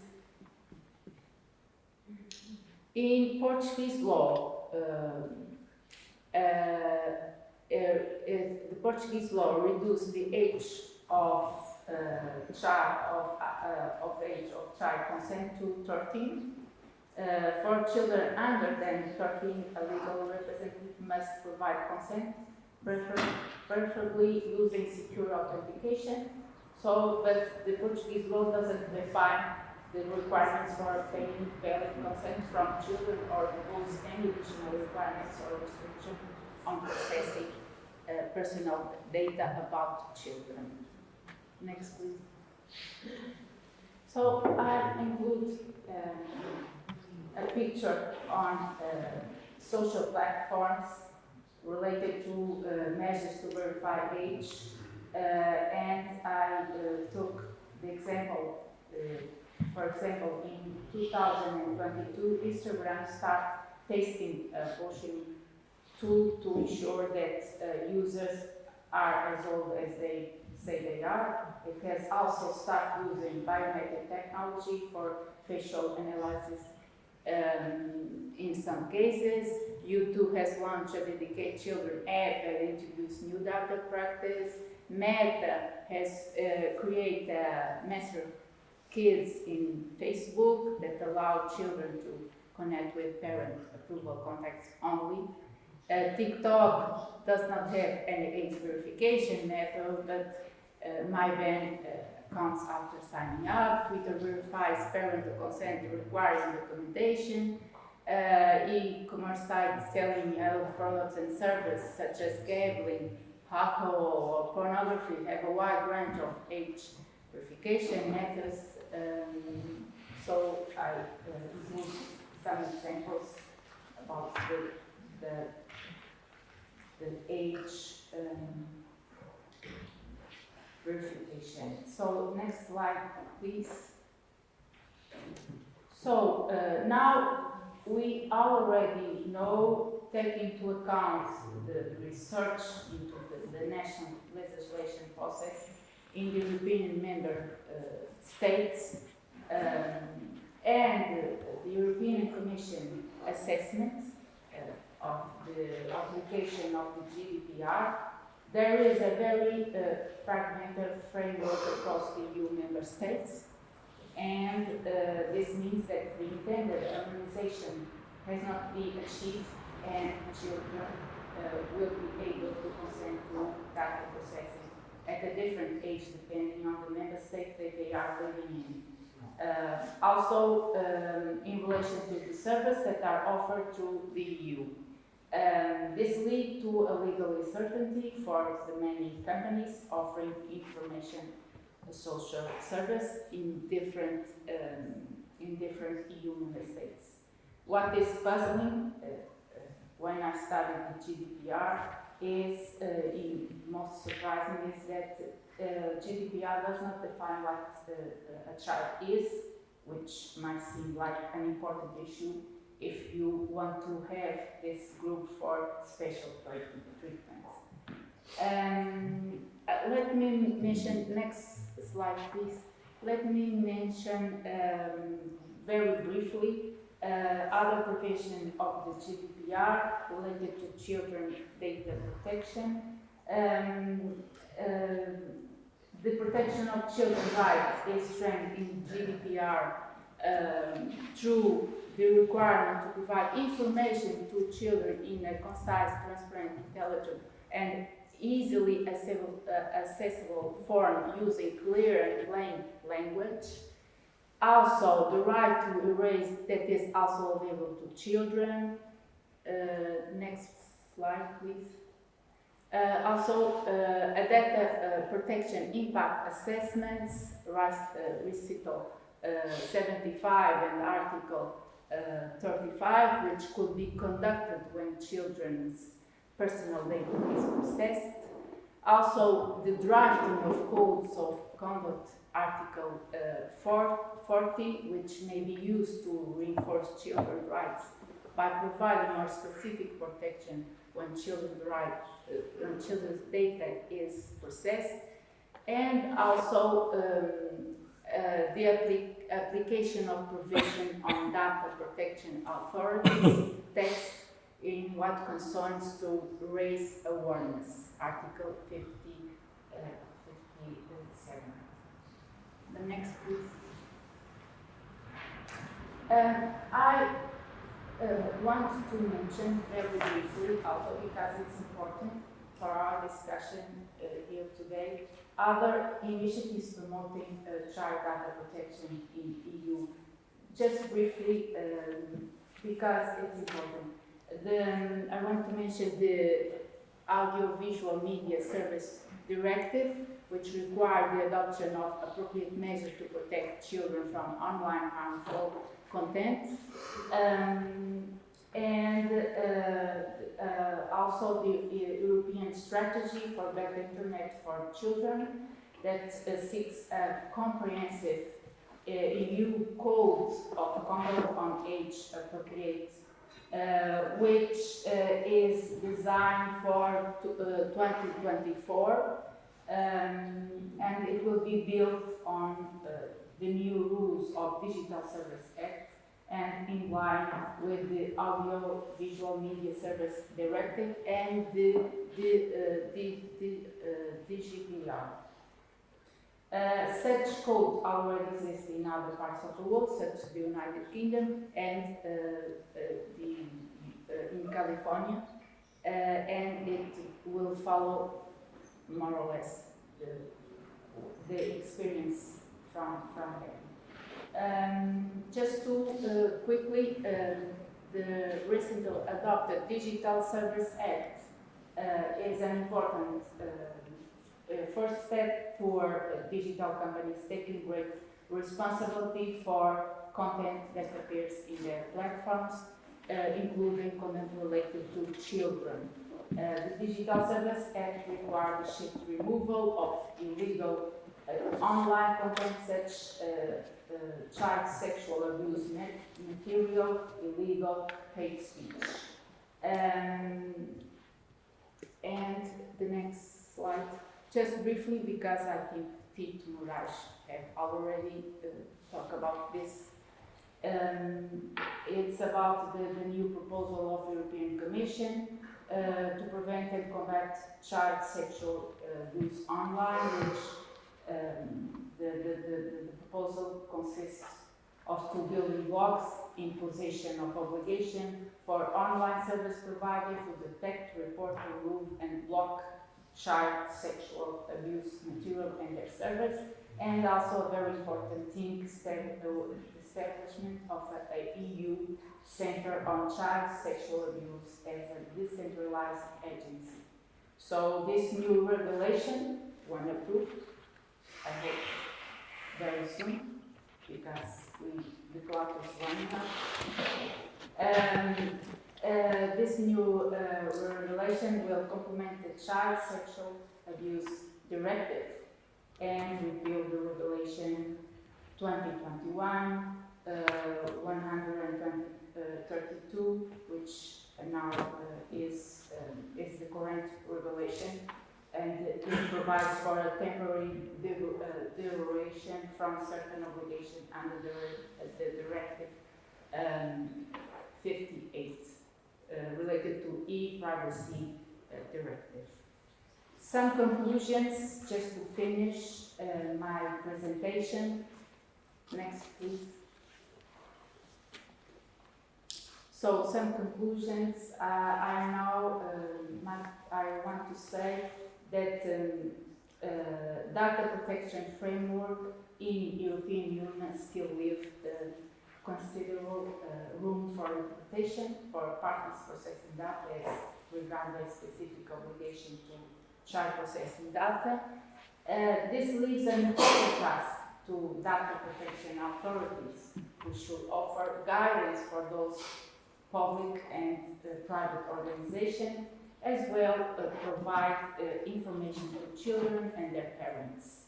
So it's not only timely, but needed to ensure that the child right, privacy and data protection in digital environment is on top of international, regional and national policy agendas, as was told by a previous speaker.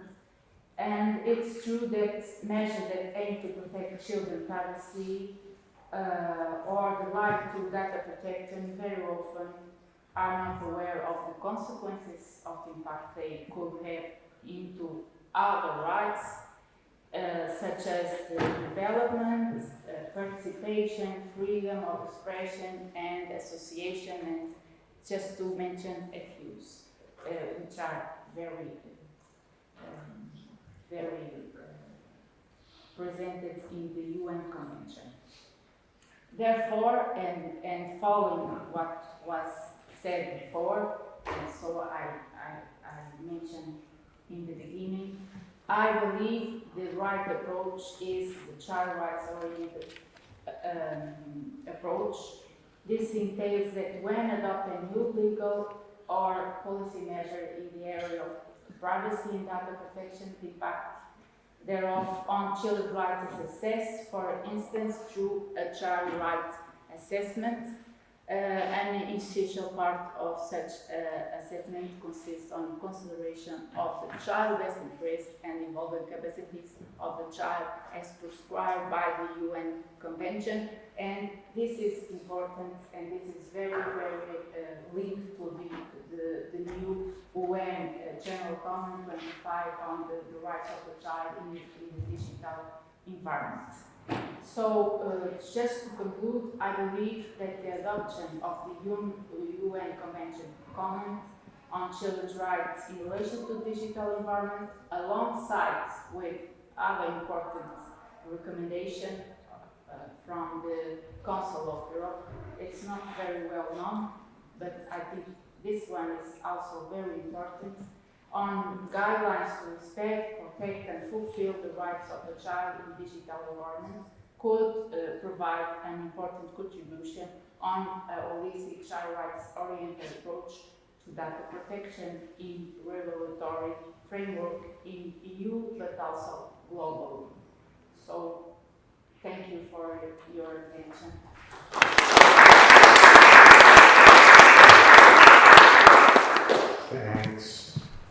Thanks to Serena Chavez. If I'm allowed just to wrap up some final comments, we have been presented this afternoon, but also significantly in some parts of this morning's speeches, on protecting children online and protecting them mostly from companies and from adults. I think that although this is surely a very important aspect, we should not forget that we must protect children online from other children. The internet is an instrument through which significant harm can be made from children towards other children. Bullying, discrimination, hate, defamation. I mean, the case of the Spanish girls did not come from some media company or from some porn institution, company, but came from their teenager children. And regularly what we find on the internet are news posts, images which are put on the internet by other children. So I think that we should surely stress children's rights, but we should also stress children's duties. Now, children's duties are not something that they make and that are necessary. They relate to the family and educational context. And this morning I found it was very important that this aspect was stressed by Vinicius Mozetic, by Tito Moraes and Christian Miranda in their speeches. I think that it's not only a question of rights and of legal solutions, but it has very much to do with how you're brought up in your family context and in your educational context. So I think this is also an aspect when you think of protecting children, it is also protecting children from other children and therefore teaching children how much harm they can do through the internet. So that's it, and at this point we have the final conclusions of the conference by Professor Francisco Pereira Coutinho.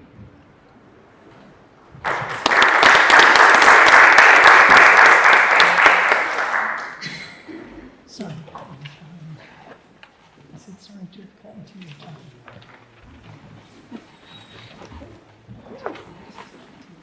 Nice to meet you too.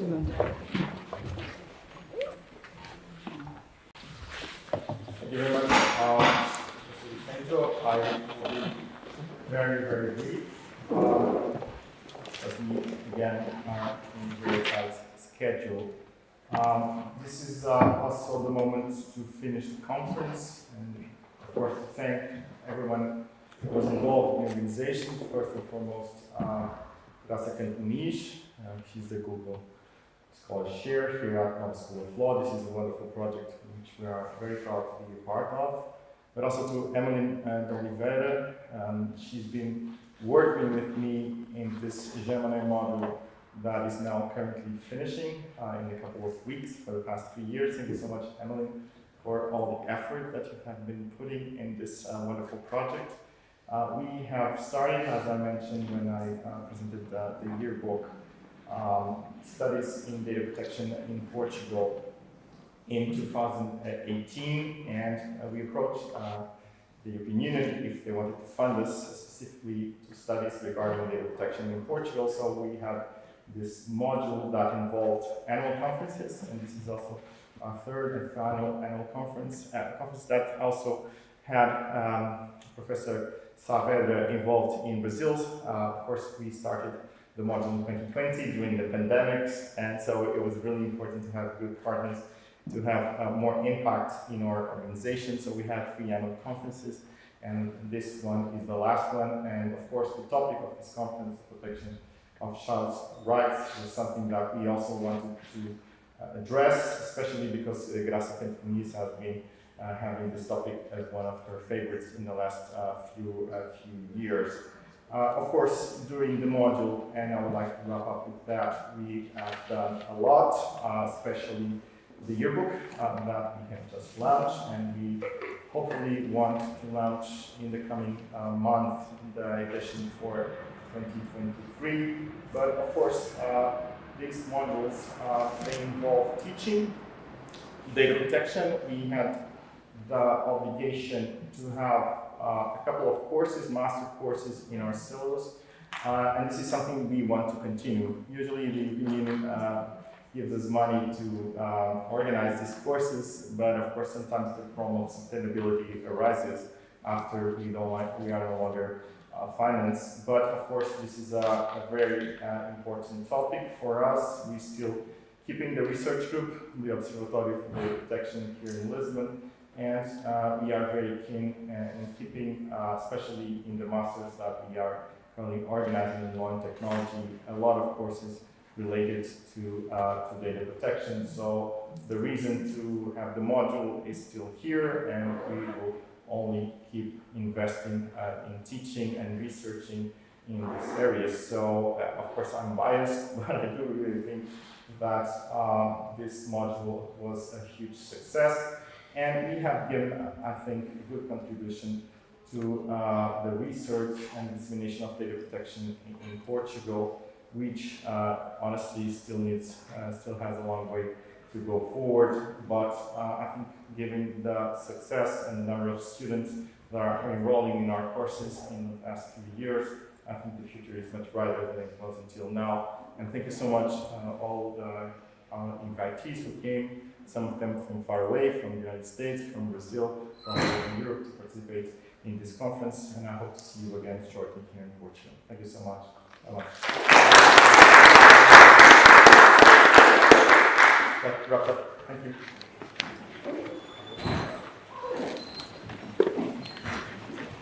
Well, nice meeting you. Yeah, you too. Thank you. Good. I'm going to give you my card.